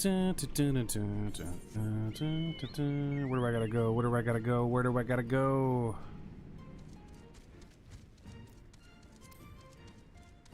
So I'm pretty stoked. Now I have all the gathering classes at level 80, so now I can look into doing a self-made crafting leveling. Do everything on my own, buy nothing off the auction house, go harvest all my own stuff. I'm essentially creating infinite content for myself by just like not using the auction house. I might use the auction house for shit that I need to farm, as in kill stuff. I don't want to go kill enemies for loot.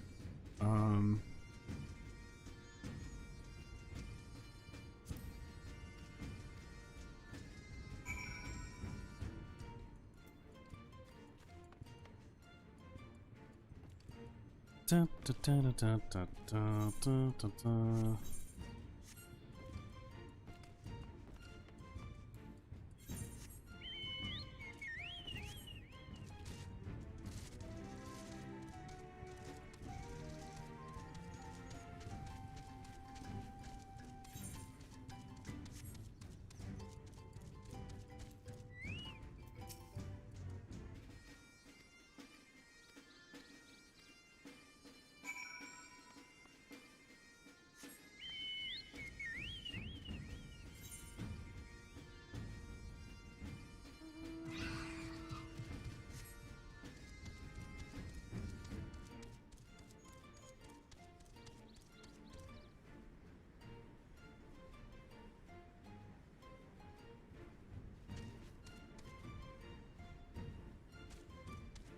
Alright, so...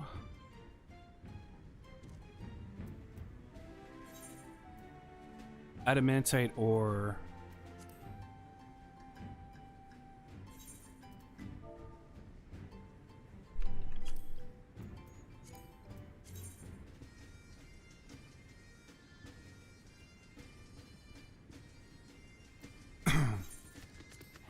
somewhere undiscovered. Interesting.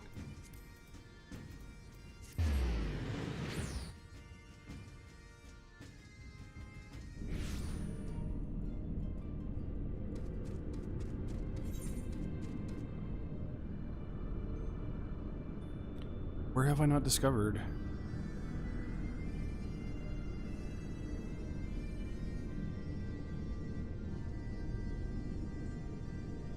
Looks like I've discovered everywhere. Let's see.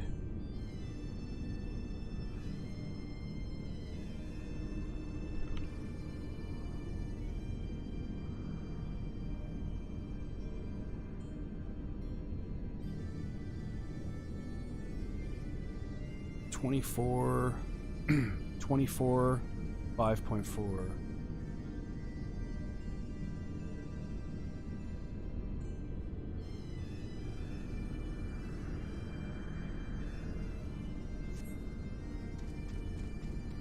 On it.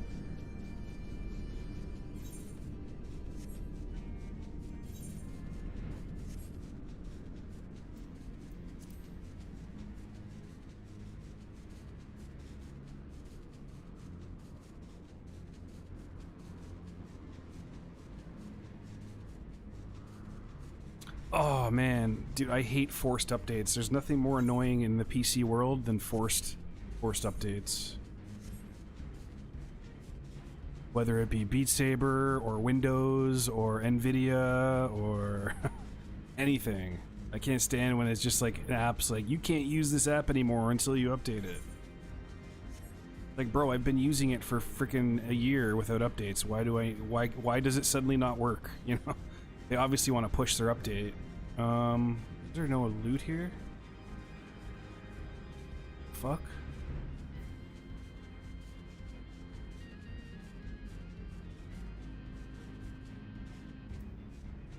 I don't see any loot.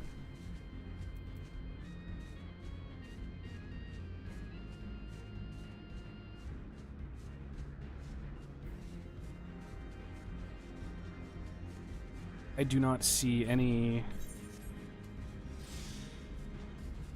No deposits.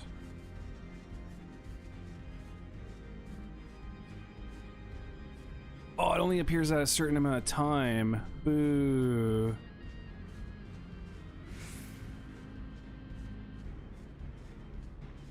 $12 a.m. to 2 a.m. What time is it right now?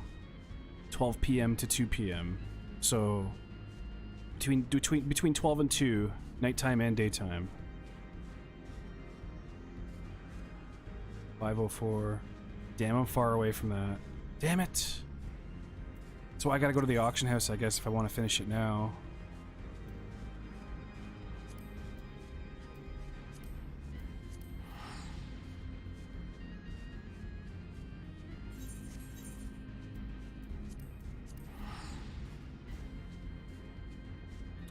Boo.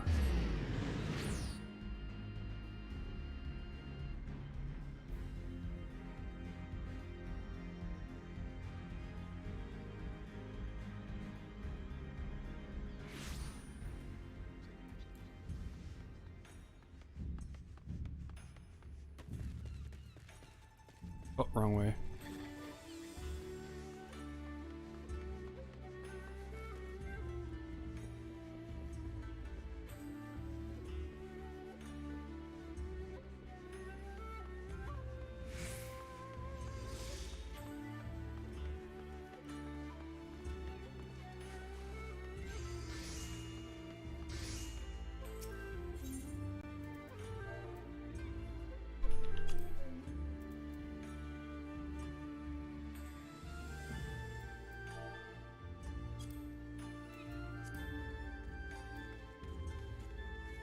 $9.49 each. How many do I need? 3?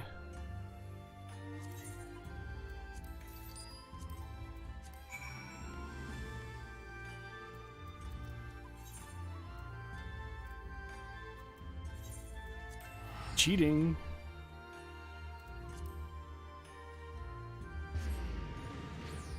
I hate that, how there's certain things in this game where you can only get them at a certain time of day. Actually, it's even worse. Right now for my fisherman's quest, it needs to be raining in a certain area. So, I gotta catch these fish that only come out in the rain.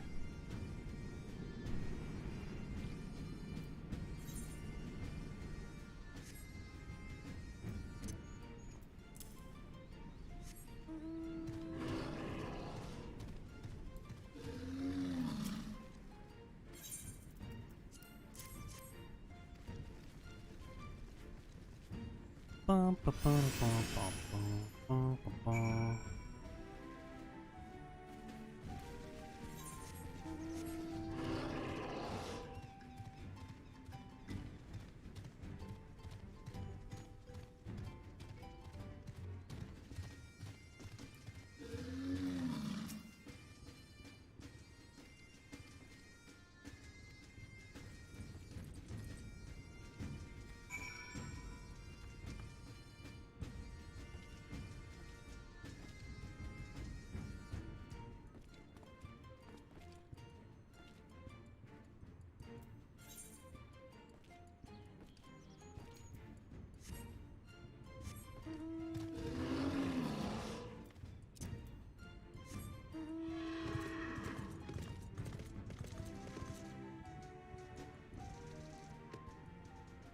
Nice. Yeah, it's always good when they work out, eh? So what have you been up to lately, Woot? Have you been playing Synth Riders at all? Is there a lot of good new maps out? I probably haven't played it in about a month. That being said, I haven't played much VR in the past month either.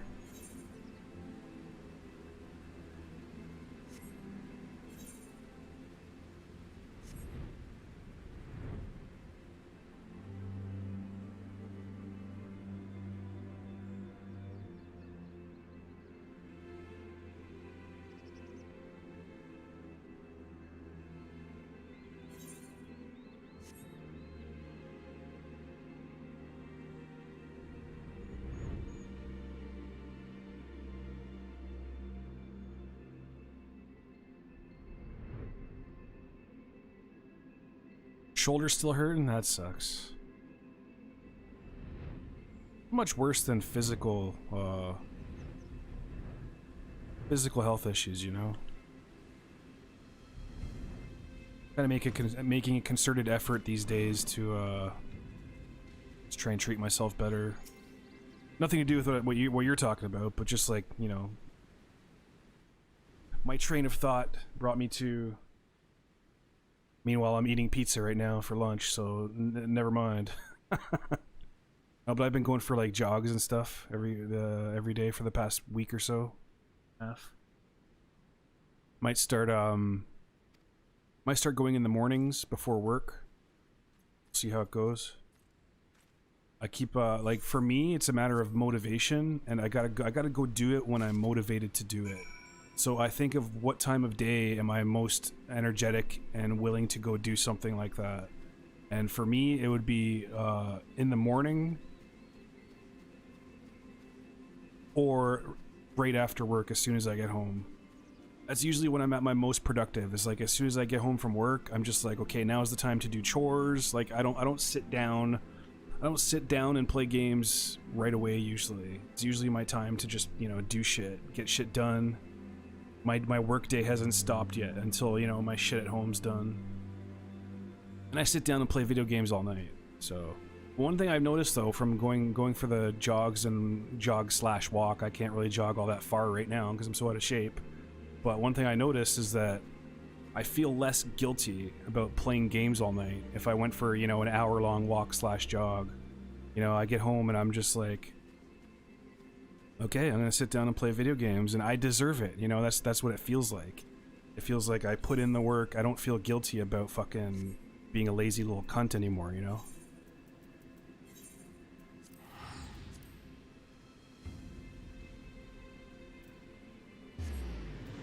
Lazy little cunt.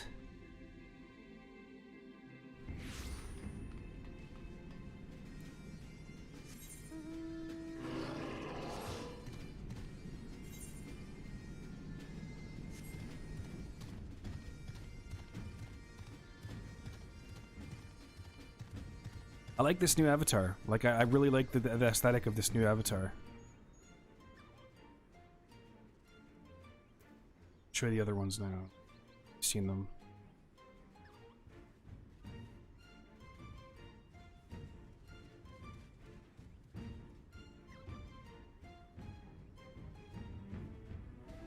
Dun, dun, dun, dun, dun, dun, dun, dun, dun, dun.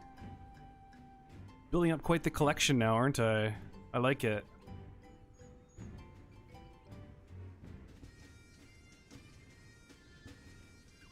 It's probably my second favorite so far.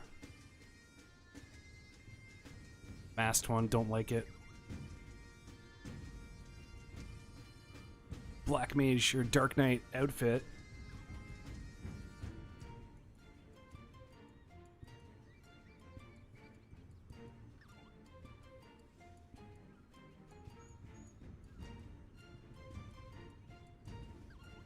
See, I ain't no furry. Where's all the fur? Huh? Oh, I'm like ears and tails and that's it. I ain't no furry, okay? You hear me? I ain't no furry. There is no fur here. It is literally just ears and a tail, okay? So all these motherfuckers calling me a furry now, like biddies. I hear you, biddies. I ain't no furry, okay?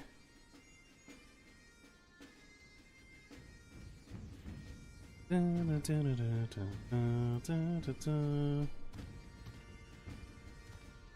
was I supposed to go? There he is.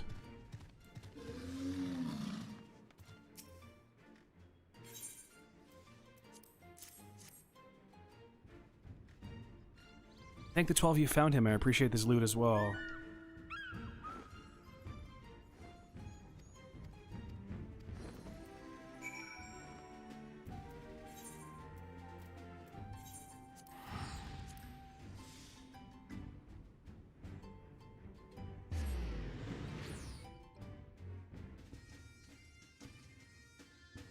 I got this avatar working in VR chat too. The VR chat avatar system is really good. It's, to me, it seems a lot better than Live.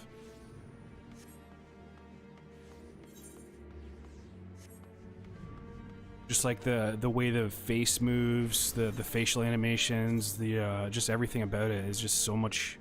It's so good. Granted, this avatar was designed specifically for VR chat and then ported over to Live. I'm sure there's where am I supposed to go?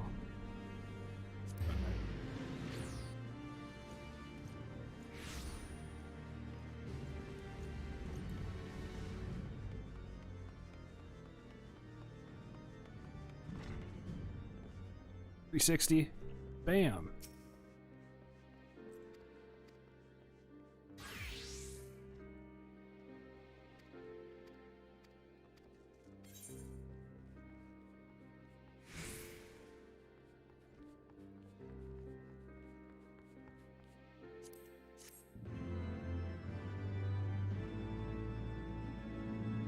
I wonder if my avatars would work with the Beat Saber mod.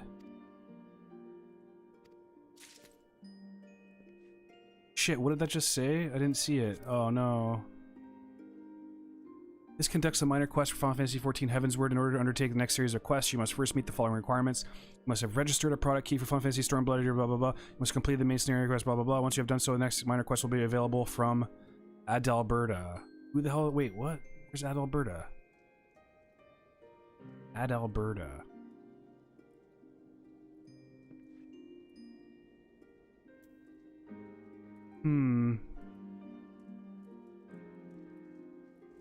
Shoulders?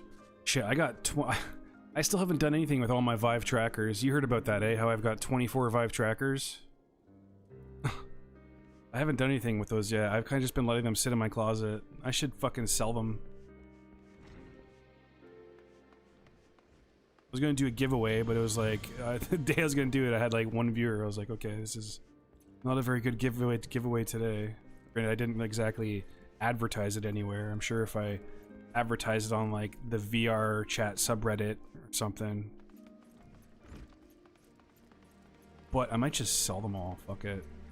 Make a good $2,500. Where was I gonna go?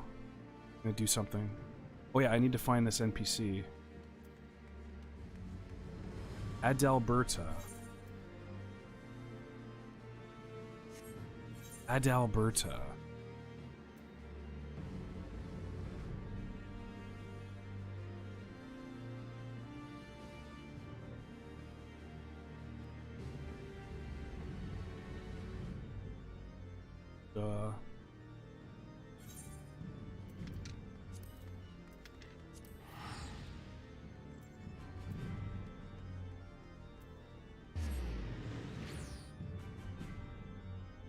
So I could do 24 point body track. What, 24, 25, 26, 27, 27 point tracking. I could technically do, well, not really. I'm sure my computer would explode if I tried that. But there is a chance.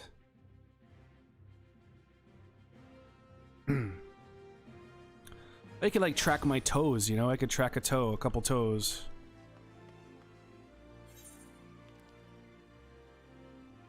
I could have trackers on the front of my body and the back of my body.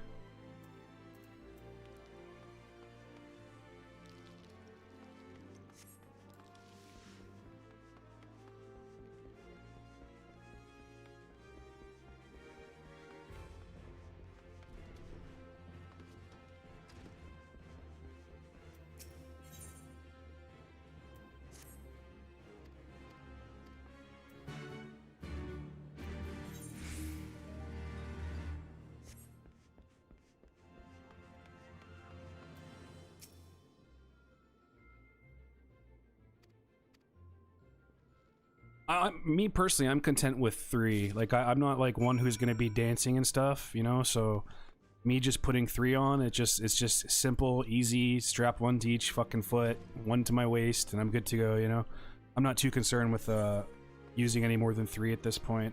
Maybe one of these days, like I'm probably gonna keep 9 of them just in case I do one of these days want to do more than just 5-point tracking, but. Right now, I'm okay with I'm okay with 3. Like I said, I don't dance or anything, right? So I don't have any intention of starting to dance. It's not something I'm interested in. I'll boogie around a little bit, but as the wise man Ice Cube once said, "Gangsters don't dance, we boogie."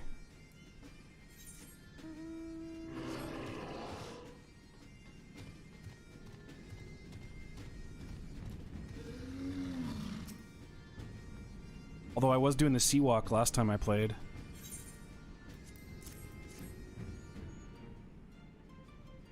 It's a Teru Teru wearing a goblin mask. I was like, how is this a goblin? Oh, it's not a goblin, it's a Teru Teru. Sorry, a Lalafell. Lalawful.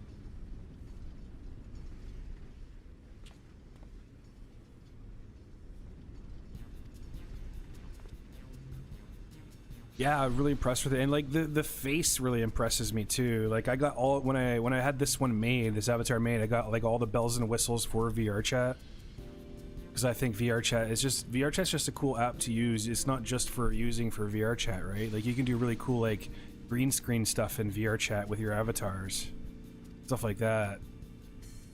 So I kind of look forward to. I haven't really done anything with it yet because I've just been lazy and unambitious, but the potential's there for me to use my VR chat avatar for something a little more than just a webcam overlay or a live VR avatar. I could use it as like an actual character for things like one thing I'm thinking of doing like right now is I'm collecting just like tips and tricks for Final Fantasy, so I'm gonna make some tips and tricks videos using this avatar as sort of a the person talking into the camera. I don't have a face tracker thing, no. I'd like to get one. I think that would be really cool. I don't have one as of yet, but the avatar is ready for it. If that makes sense. But just the voice tracking is even really good in VR chat. Like on the one I'm using right now, this one, it's not that good. Hello, testing 1 2, testing. Yeah. This one, well, it's not bad. But the VR chat one's a lot better when it does it in VR chat. But the one where you're talking about the thing where it actually tracks your camera for the Vive. Is that the one you're talking about, where it literally tracks your mouth, like a little tracker? Yeah, that would be cool to have. I'd like to get that. How much does that cost? Let's see. 5 Canada.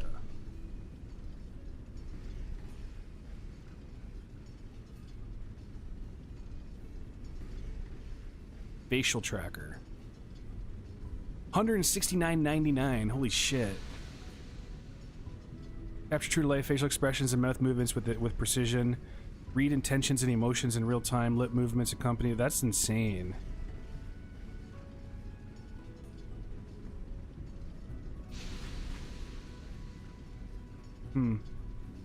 See, my concern would be what games support it, What does Live support this facial tracker? It does, doesn't it? I think I remember seeing it in there. Yeah, that's probably a better idea. Wait for the second gen. Second or third gen. I'm not concerned with it. I'm content with my avatar the way it is right now. With the 5-point tracking and just the general lip movements. Gets the job done where it needs to be.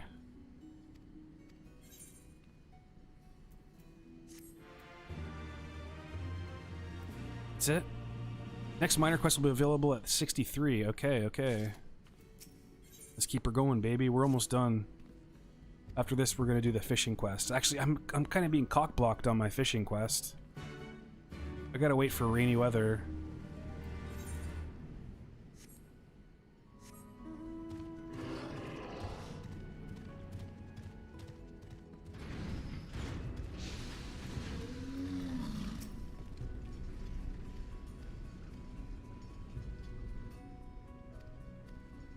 Really don't care about the mining storyline.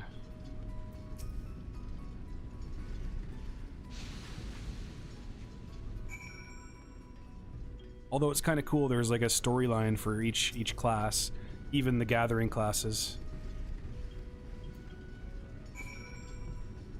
But it always just ends up being like, just go here and gather these 6 items, you know?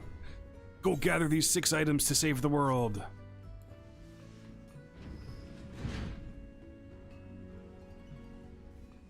Oh, the fishing in this game is pretty good. By like MMORPG standards. Pretty good. It's got like spear fishing and stuff. I was like fishing all morning actually. All morning today I was fishing in this game. Got my fisherman up to level 80.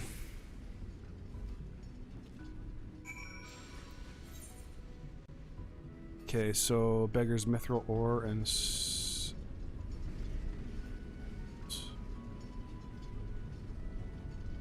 Striped Hills, Striped Hills.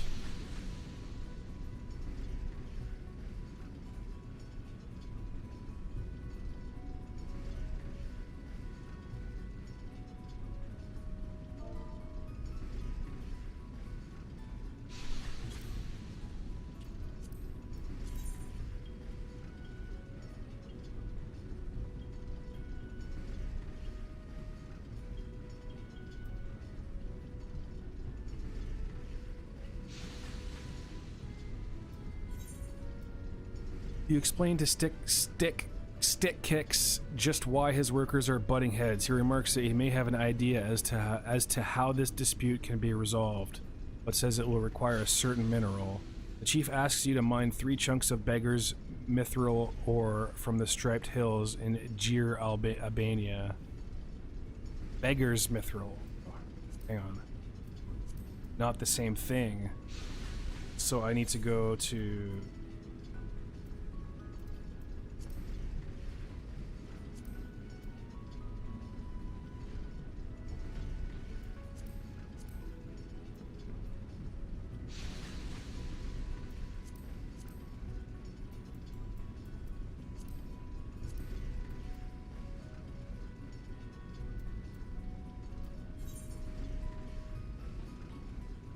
Jir, Albania.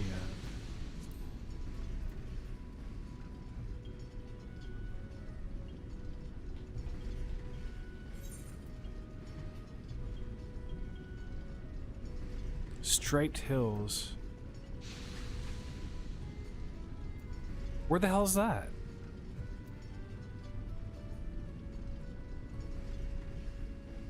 Let's see.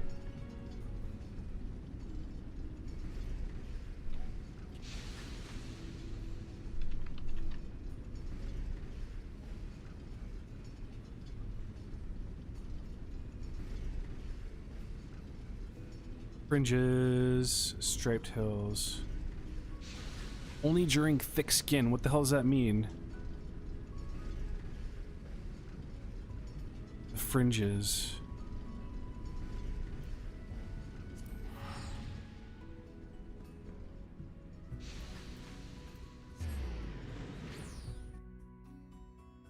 Off to the fringes we go. Yo, you know what game I might want to buy is... It's fuck, I was watching streams of it last night. I'm gonna show you the game I might want to buy.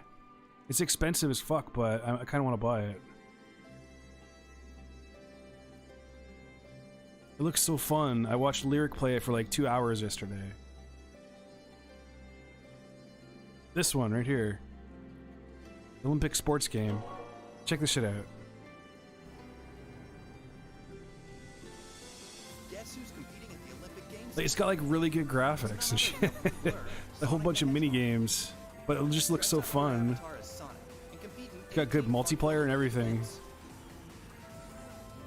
Ping pong. It's got like so many mini games. In basketball, tennis, football, and much more.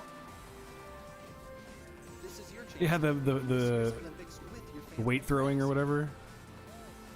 Tokyo 2020 is coming to The graphics just look incredible though. and is available for pre-order today. Looks really good. Lyric got into it and he's like, yeah, I came into this game thinking to be a complete piece of shit, but it's actually like really fun, really funny too. $53.99 mixed reviews.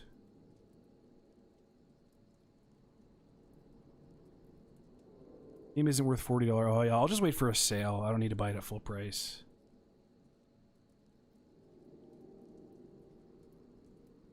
Whatever. Okay, Striped Hills. Striped Hills.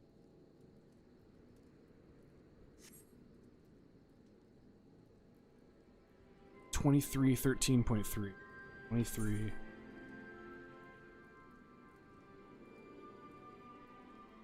Down in here.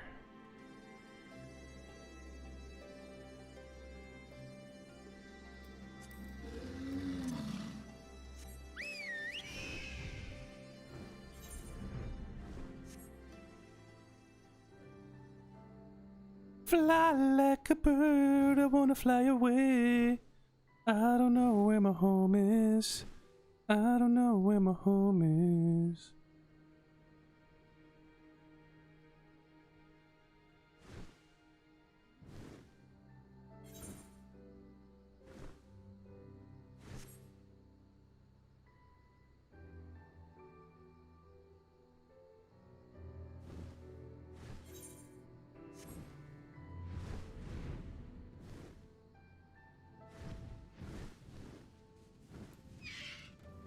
Mithril, Beggar's Mithril Ore. Beggar's Mithril Ore, there we go. Okay, so I need 3 high qualities. So we'll go boom. Boom. Right? Wait. Chance to obtain each item on your gut excited by 10% does not increase chances of item. Okay, dredge. There's 2 increased chances of obtaining each item on your gut, but 20% does not increase chances. Cost 200. So boom. 70% chance. Can I do this one too? Let's try. Let's just try. No. Okay, so I can only do a 2.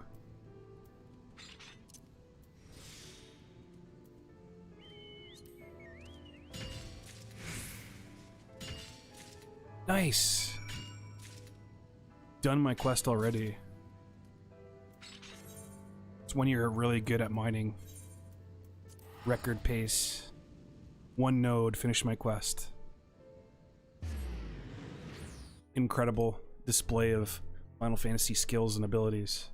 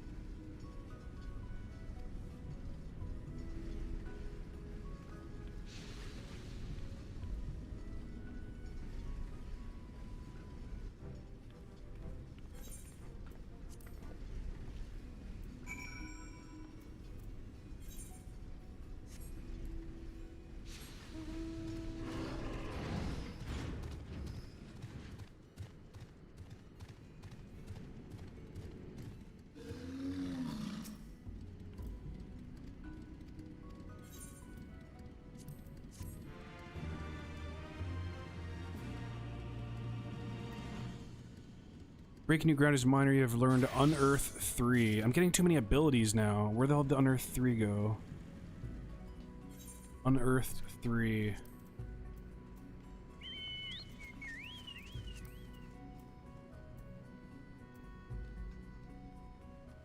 Increases the chance of obtaining HE items while gathering by 30% to 100%. Increases determined by your perception rating. Does not increase chances for items which start at 0%. Okay, so I'm gonna get rid of this. Get rid of those.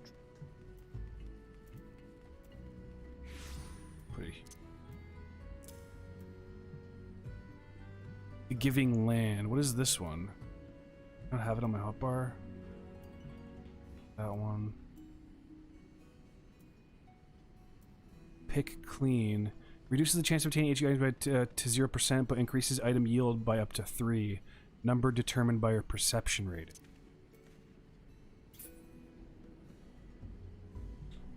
Do I play 7D 2D? I don't even know what that is, Woot. Unfortunately. What's that? I don't know what that is.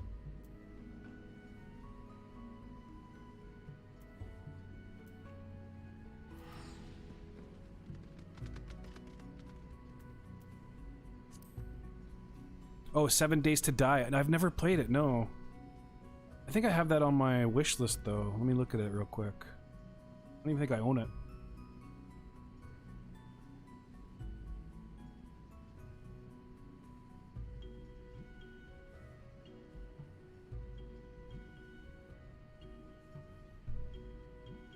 Oh, I do own it. I own it and it's installed. Really?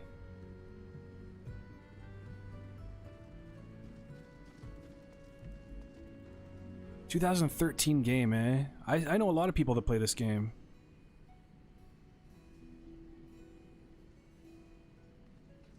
Yeah, it's like a survival, right? Apparently I own it. And it's installed.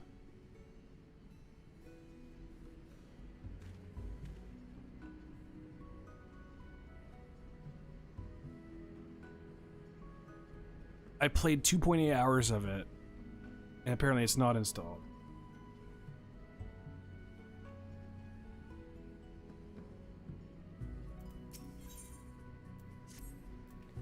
That must have been a long time ago. Because I don't remember it at all.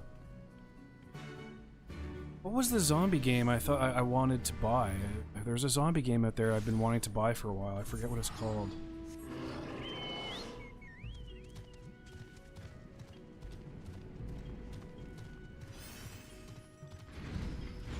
One game I recently reinstalled though is Vermintide.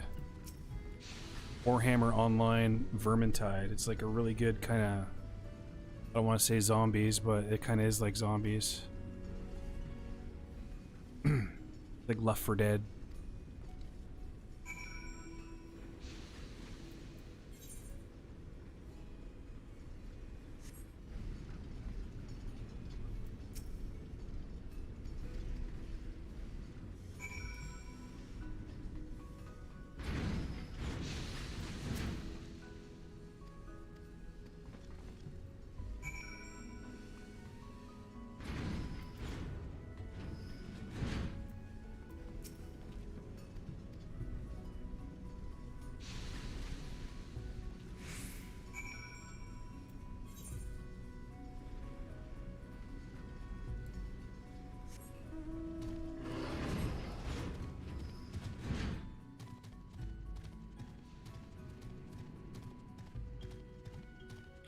Oh, really? Okay, then maybe that's why a bunch of people have been playing. I've seen a bunch of people playing it lately. That's cool.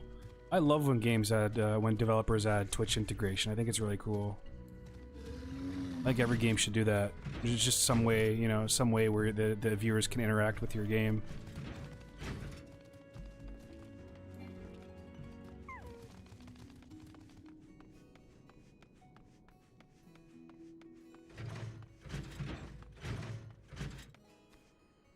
What the hell?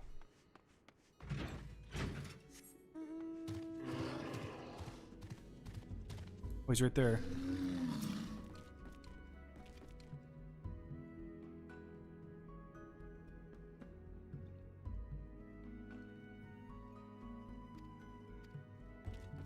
Yeah, the shit the game I was just talking about has that too. Twitch integration where the viewers can vote to like either spawn a boss enemy or they can like spawn a health pack, you know? So your viewers can kind of decide your fate. They can screw you or they can make you as well.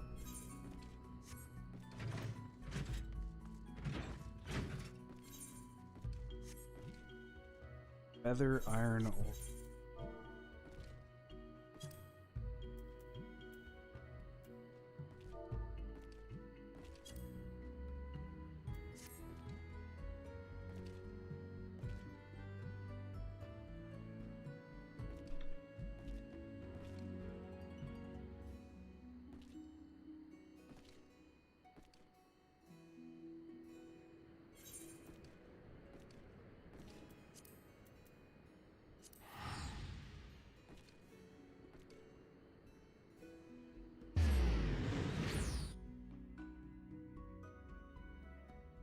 That'd be cool for this game, I think, too. You're doing a boss fight, all of a sudden your chat silences you. You can't cast any spells or something. I think that'd be hilarious.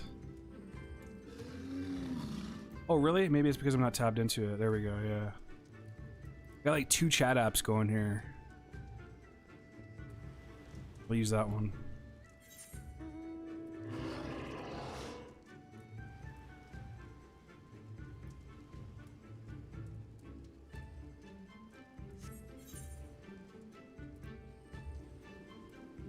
$23.836, $23.836, $23.836, $20.8.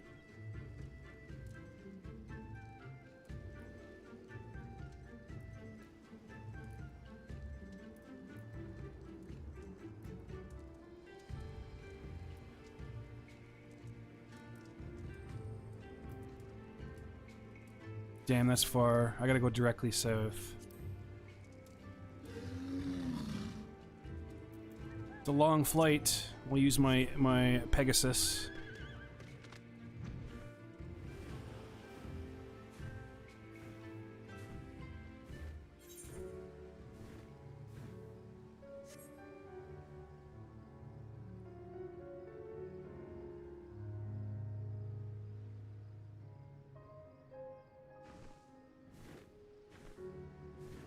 All right. I'll probably play some Beat Saber today at some point.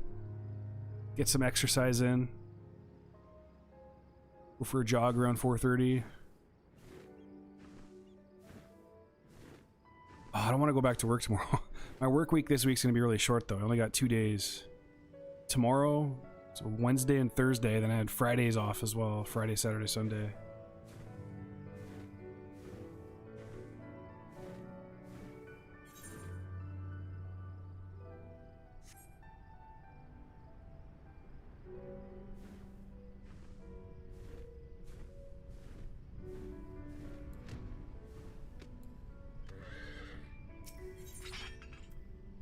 Feather iron ore, there she is. I need 5 high qualities.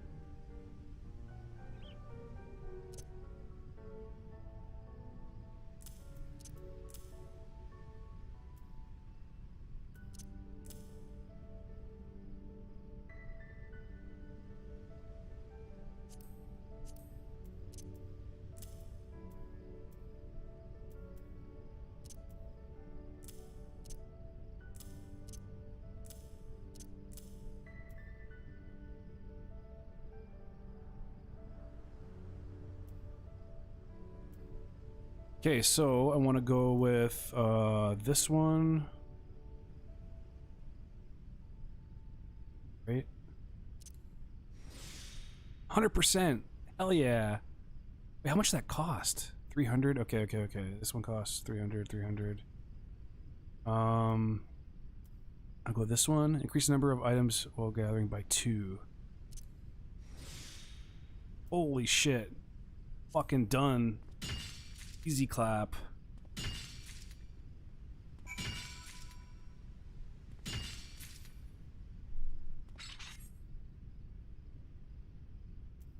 Well, that was easy. Guess I'm doing a lower level quest at level 80. I'm actually happy I did that. Happy I waited now.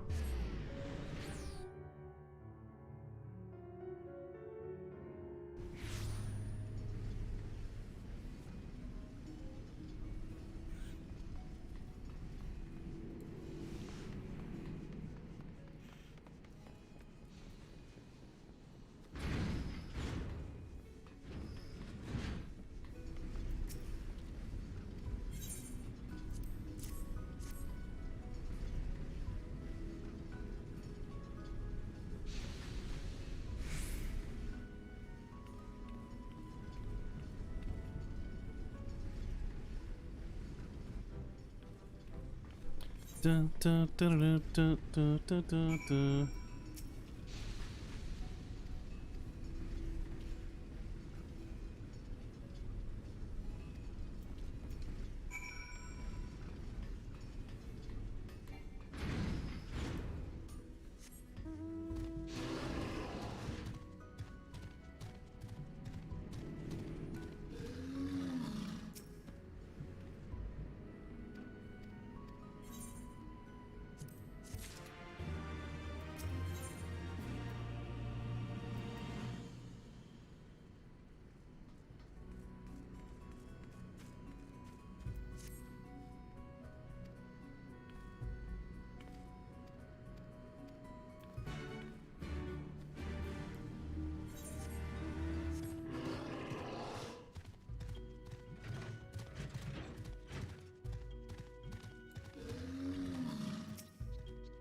Rowena. I remember this NPC.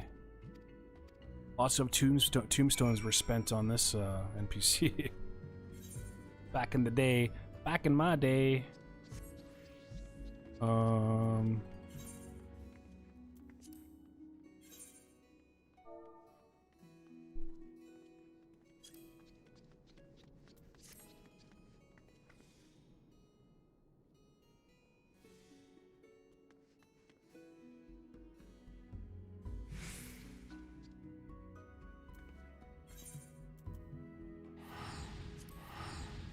Off to Yanxia we go, one of my favorite zones in the game.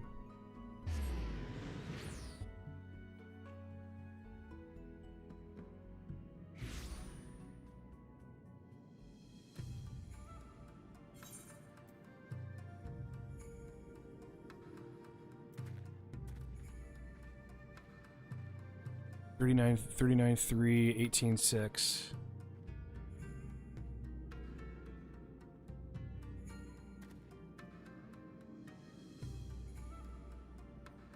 All right, cool, Woot. Yeah, if maybe I'll check it out one of these days in the near future. One of those games I bought and then just never really played all that much, you know. And it's probably one of those things where it's like they have people to play with. But yeah, cool. Thank you for the offer. I shall consider it. 39.3 18.6.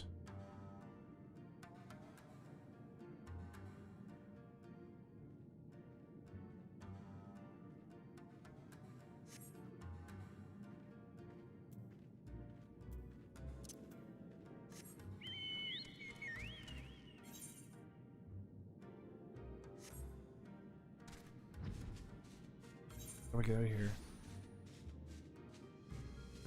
How do I get out? Here?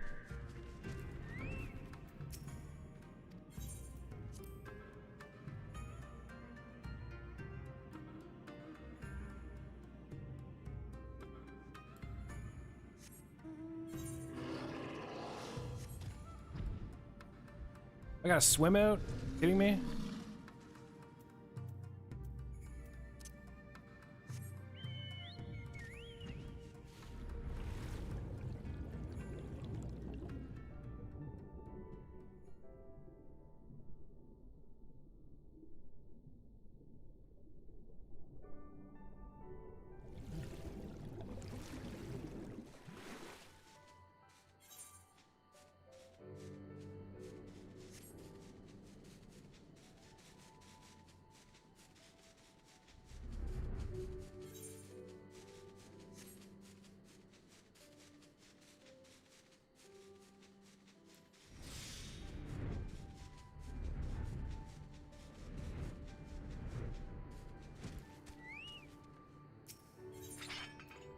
Serpentine.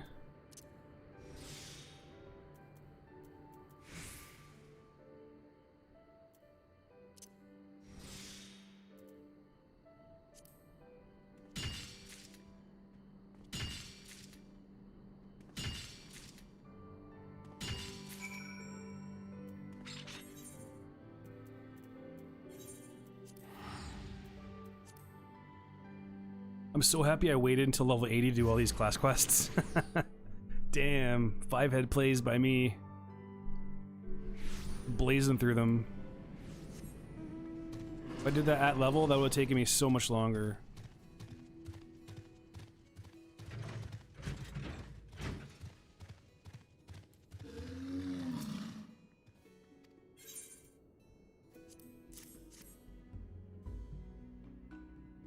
The fishing one, on the other hand, is not going to be nearly as easy.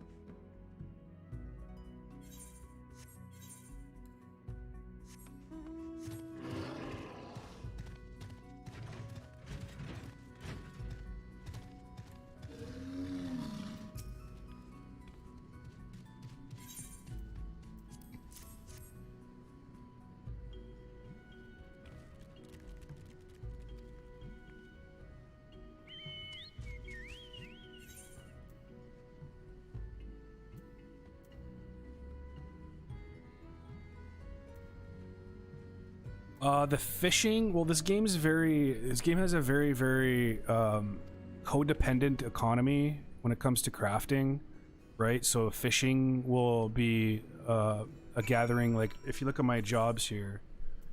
So I don't know if you play MMORPGs, but the crafting classes, they're actual classes.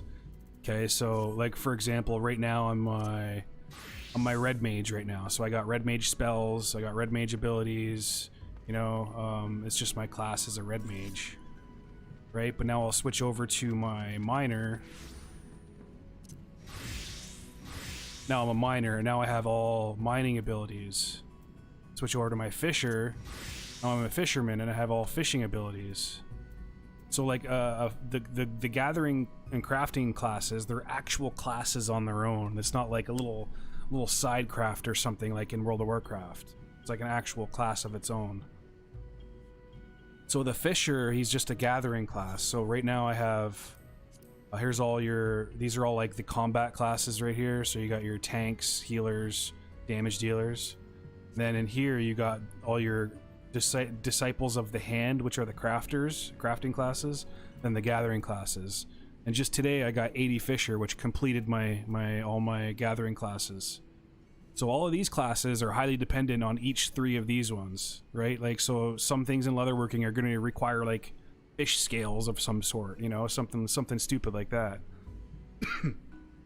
But everything here is very codependent on each other, like I said. So the fisher, they're required for pretty much everything. Same with the botanist and the miner. But now that I got all three of them level 80, I'm going to start working on these ones. I haven't really gotten into these ones yet, because I wanted to finish these ones first, so I could just harvest all my own materials and shit to level up these ones. But yeah, like the fisher specifically, it's mainly, I guess the main thing it does is it's fish for the culinarian to cook food and stuff.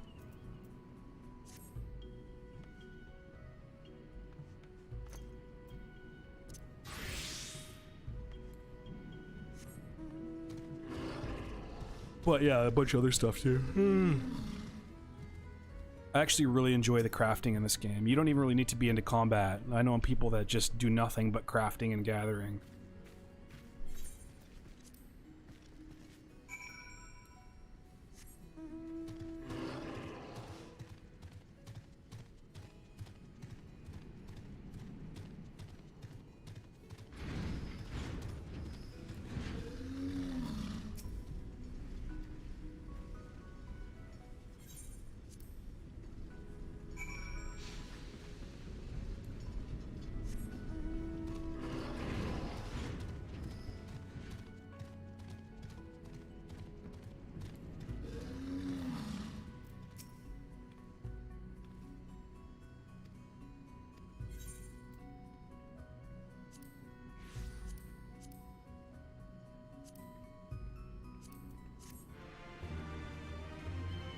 Dun, dun.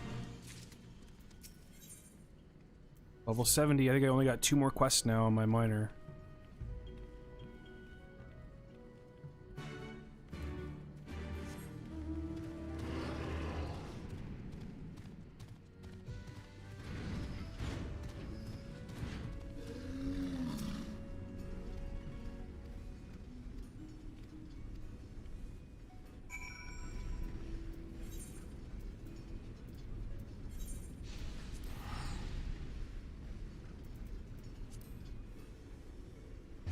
One thing I love about this game is I'm never confused as to, well, actually it's not true. There's certain moments where I've been confused as to where I'm supposed to go. But like overall, just generally speaking, the game's really good at just telling you where you're supposed to go. Little hassle.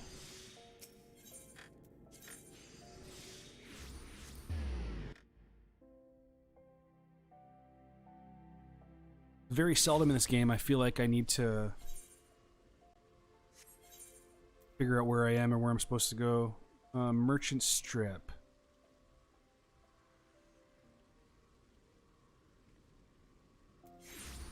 Miners Guild shit.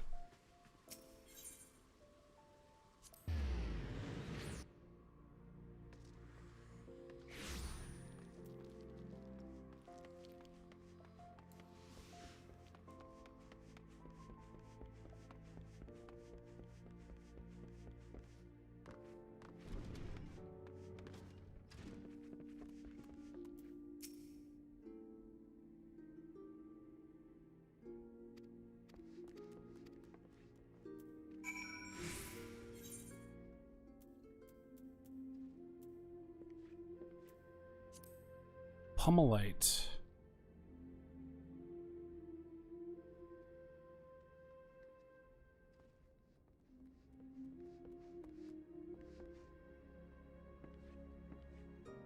The Peaks 2612 near Sathrite Elegant is the time node available 8 a.m. and 8 p.m. Oh shit, I can go there real quick. 2612. 2612. 2612. 2612 in the Peaks. 2612 in the Peaks. 2612, 2612. I got like 2 game time hours to get there.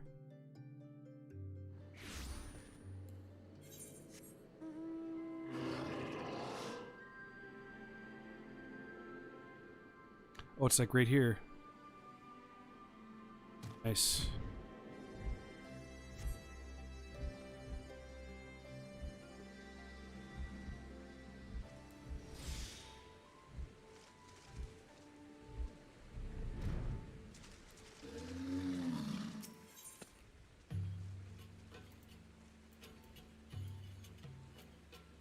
Wait, what was it called? Mining the slow wash in the Peaks. Slow.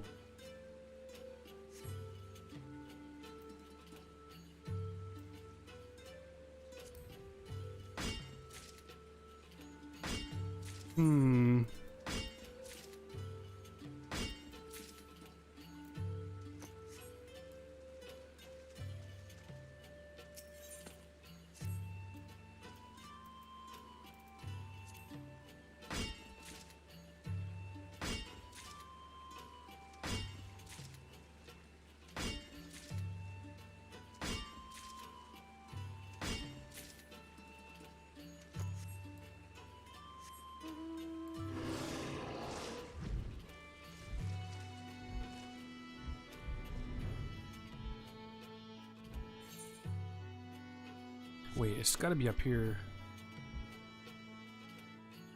Mining in the slow wash in the Peaks 2627 nearest Aetheryte is Alagana. It is a time node available 8 a.m. p.m. Timed node.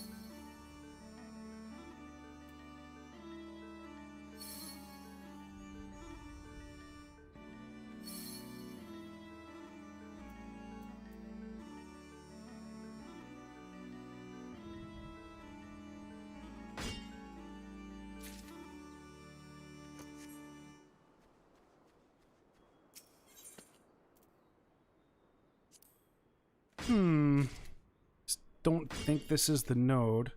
Let's see what the other places say.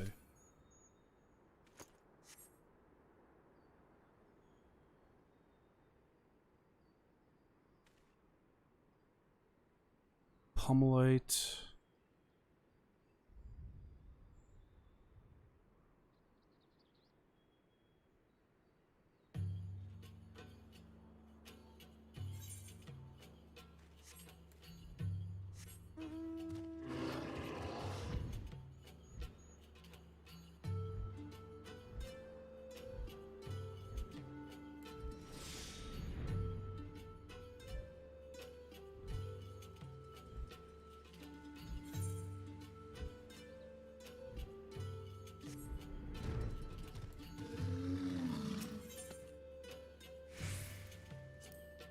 I don't see it.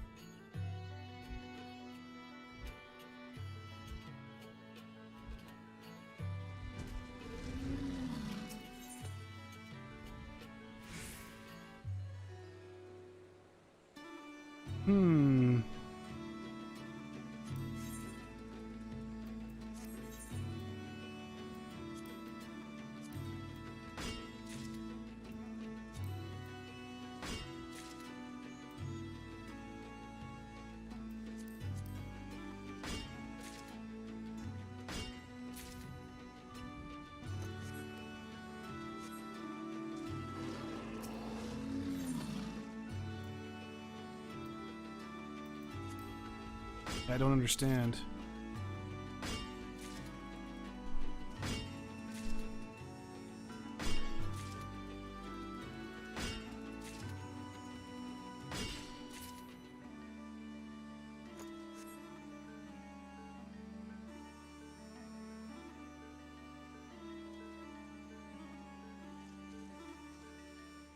Okay, so that website's not entirely true. DRK right. It is a time node available at 8 a.m. and 8 p.m. So I thought it was between 8 a.m. So I have to come here at 8 a.m. or 8 p.m. Okay, so that's a little bit better. At least I know when to be here then. So that means I can't do my quest until then, which means I'm gonna go to Gridania, see if it's raining. Maybe I can do my fishing quest. I'm gonna use the bathroom real quick.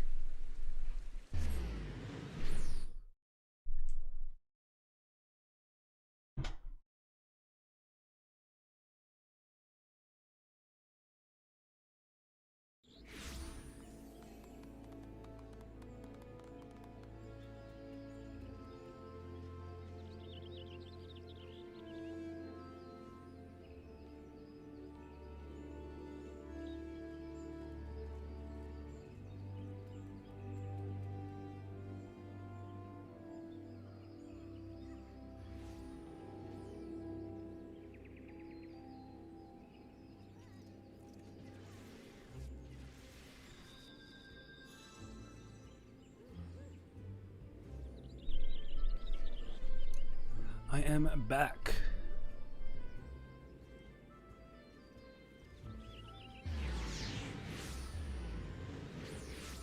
Okay, so it's not raining. This is getting annoying at this point. I've been waiting for like 2 days now. Well, not 2 days. I've been waiting for this game to rain for a while.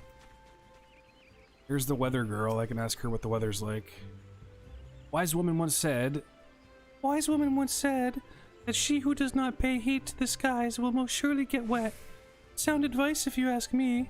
Would you like to hear what the skies tell us this fine day? All clear skies, what the hell? In Gridania it is currently fair. The forecast calls for extended clear skies. Tomorrow at this time, the area should be overcast. Fuck, dude, it hasn't rained at all since I got to level 80. Will you just make it? Can you like make it rain for me? Huh? Can you make it rain? Game has really good looking NPCs. Like, I don't mean like attractive. I mean just like they look really good.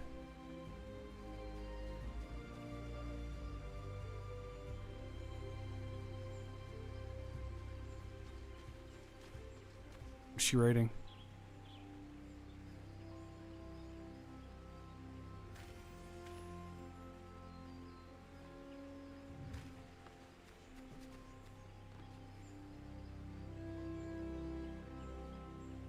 All right, so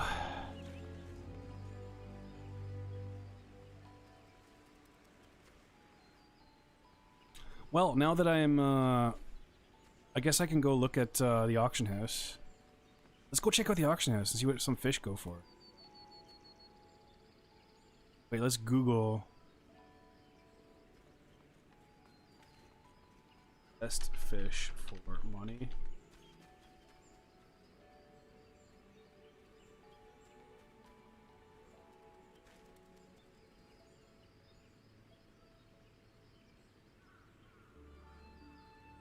Tiny bouncing pet.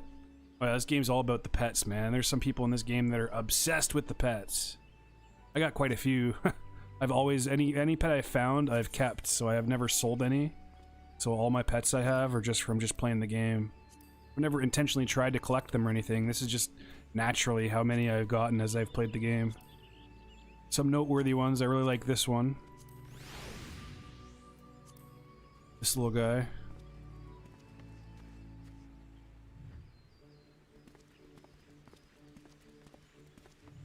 You can get some of the pets to do stuff, like this guy you can go / beckon. Hop on my shoulder.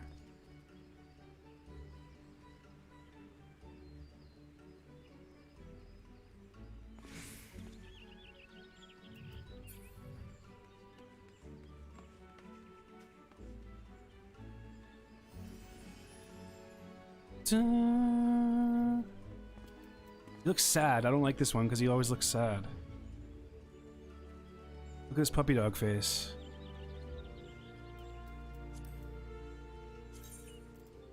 I got a little bunny one here. A little bunny.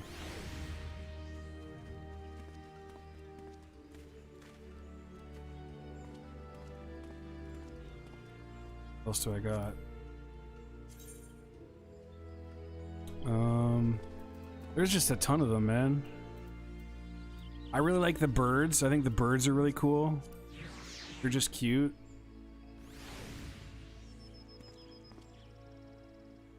This guy.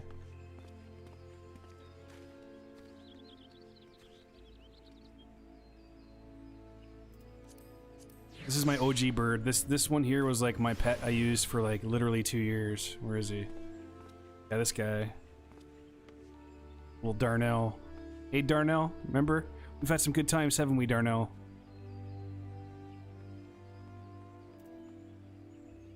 And there's just the little humanoid ones.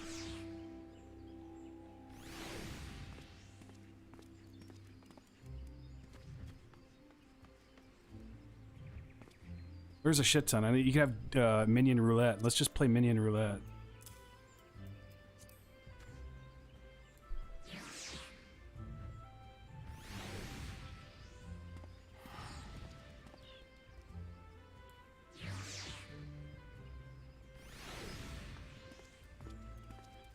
Oh shit, that one's cool. I probably got some I've never even really seen before.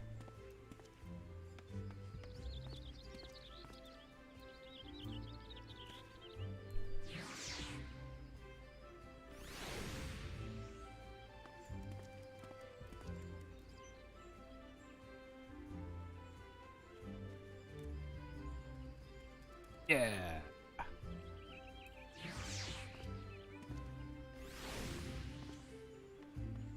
Oh, the Moogle. Right, I had a Moogle.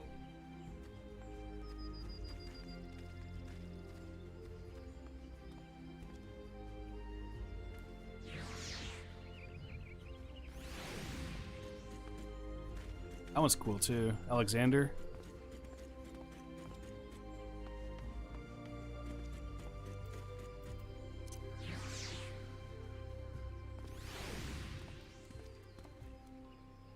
Little Alfie. Is that Alfie? I think it's Alfie.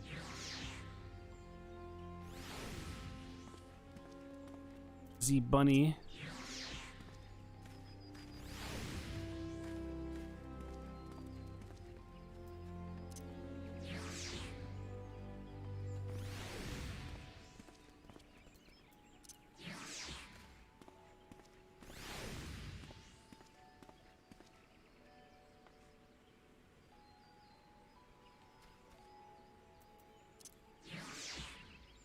But yeah, some people in this game are like hardcore into their collectibles.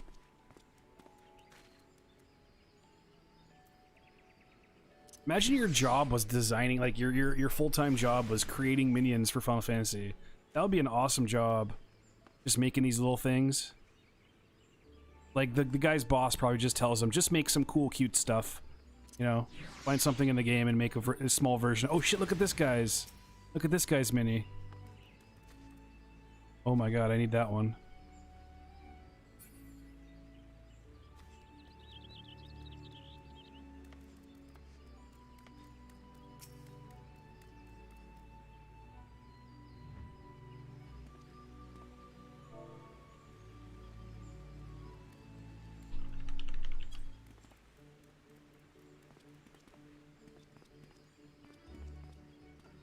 Dun, dun, dun, dun, dun, dun, dun, dun.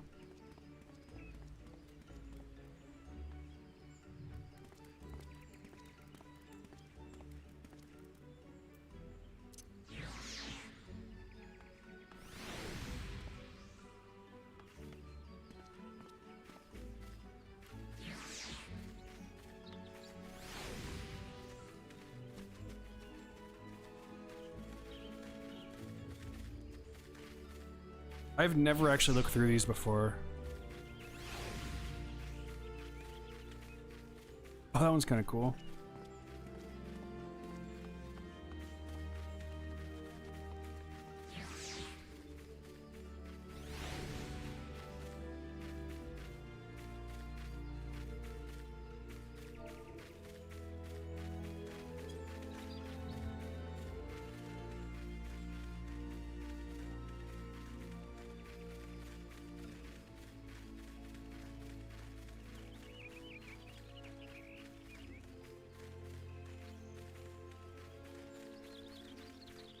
Kicking him in the dick.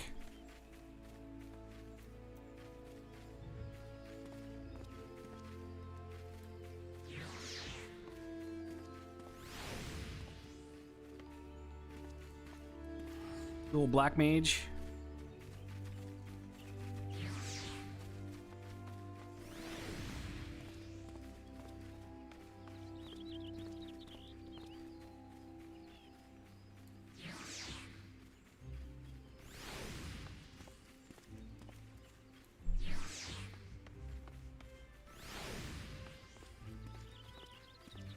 Oh, that one's kind of cool. It's got a little flag and everything. That's my hometown flag, I think, as well.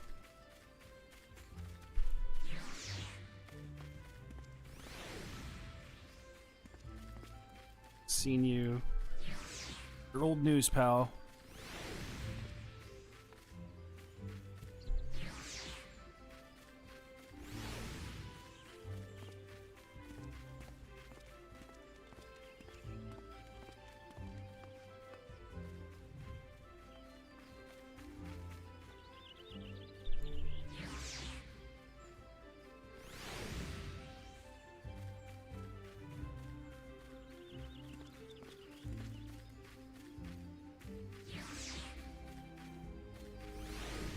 I wonder if there's a way you can get them to fight too.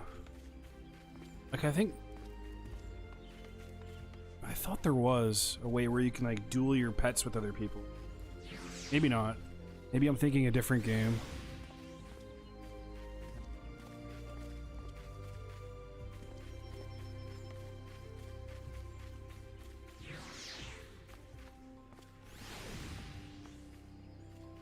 Alright, we're gonna leave it on my bird.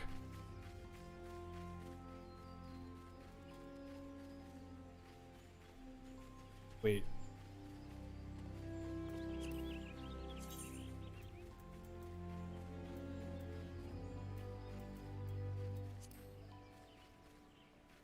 dragon, the bow. Oh, this little finger one's pretty cool too.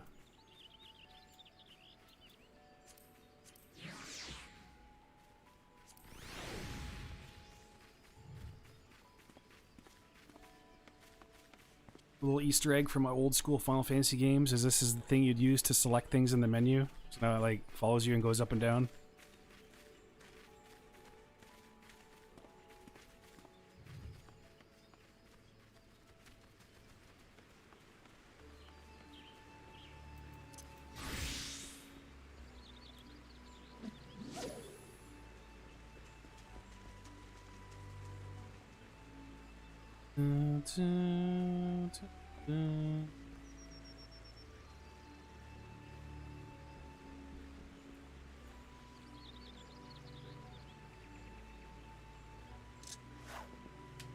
Nothing. Alright, well, since I can't do anything now, I might as well go play something else.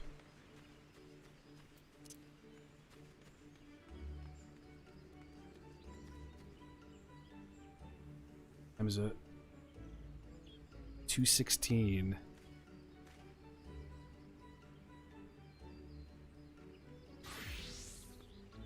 I think I'm gonna shut the stream down for a bit. I'm gonna go do some running around, and I'll be back later with some VR. Thanks for hanging out, Woot. It was fun. Nice seeing you. Hopefully things get better for you, and I'll see you soon. Hopefully. Well, yeah. Thanks for hanging out. Have a wonderful rest of your day. Be back a little later with some VR. Gotta get some things around the house done. Alright, see ya. Have a good one.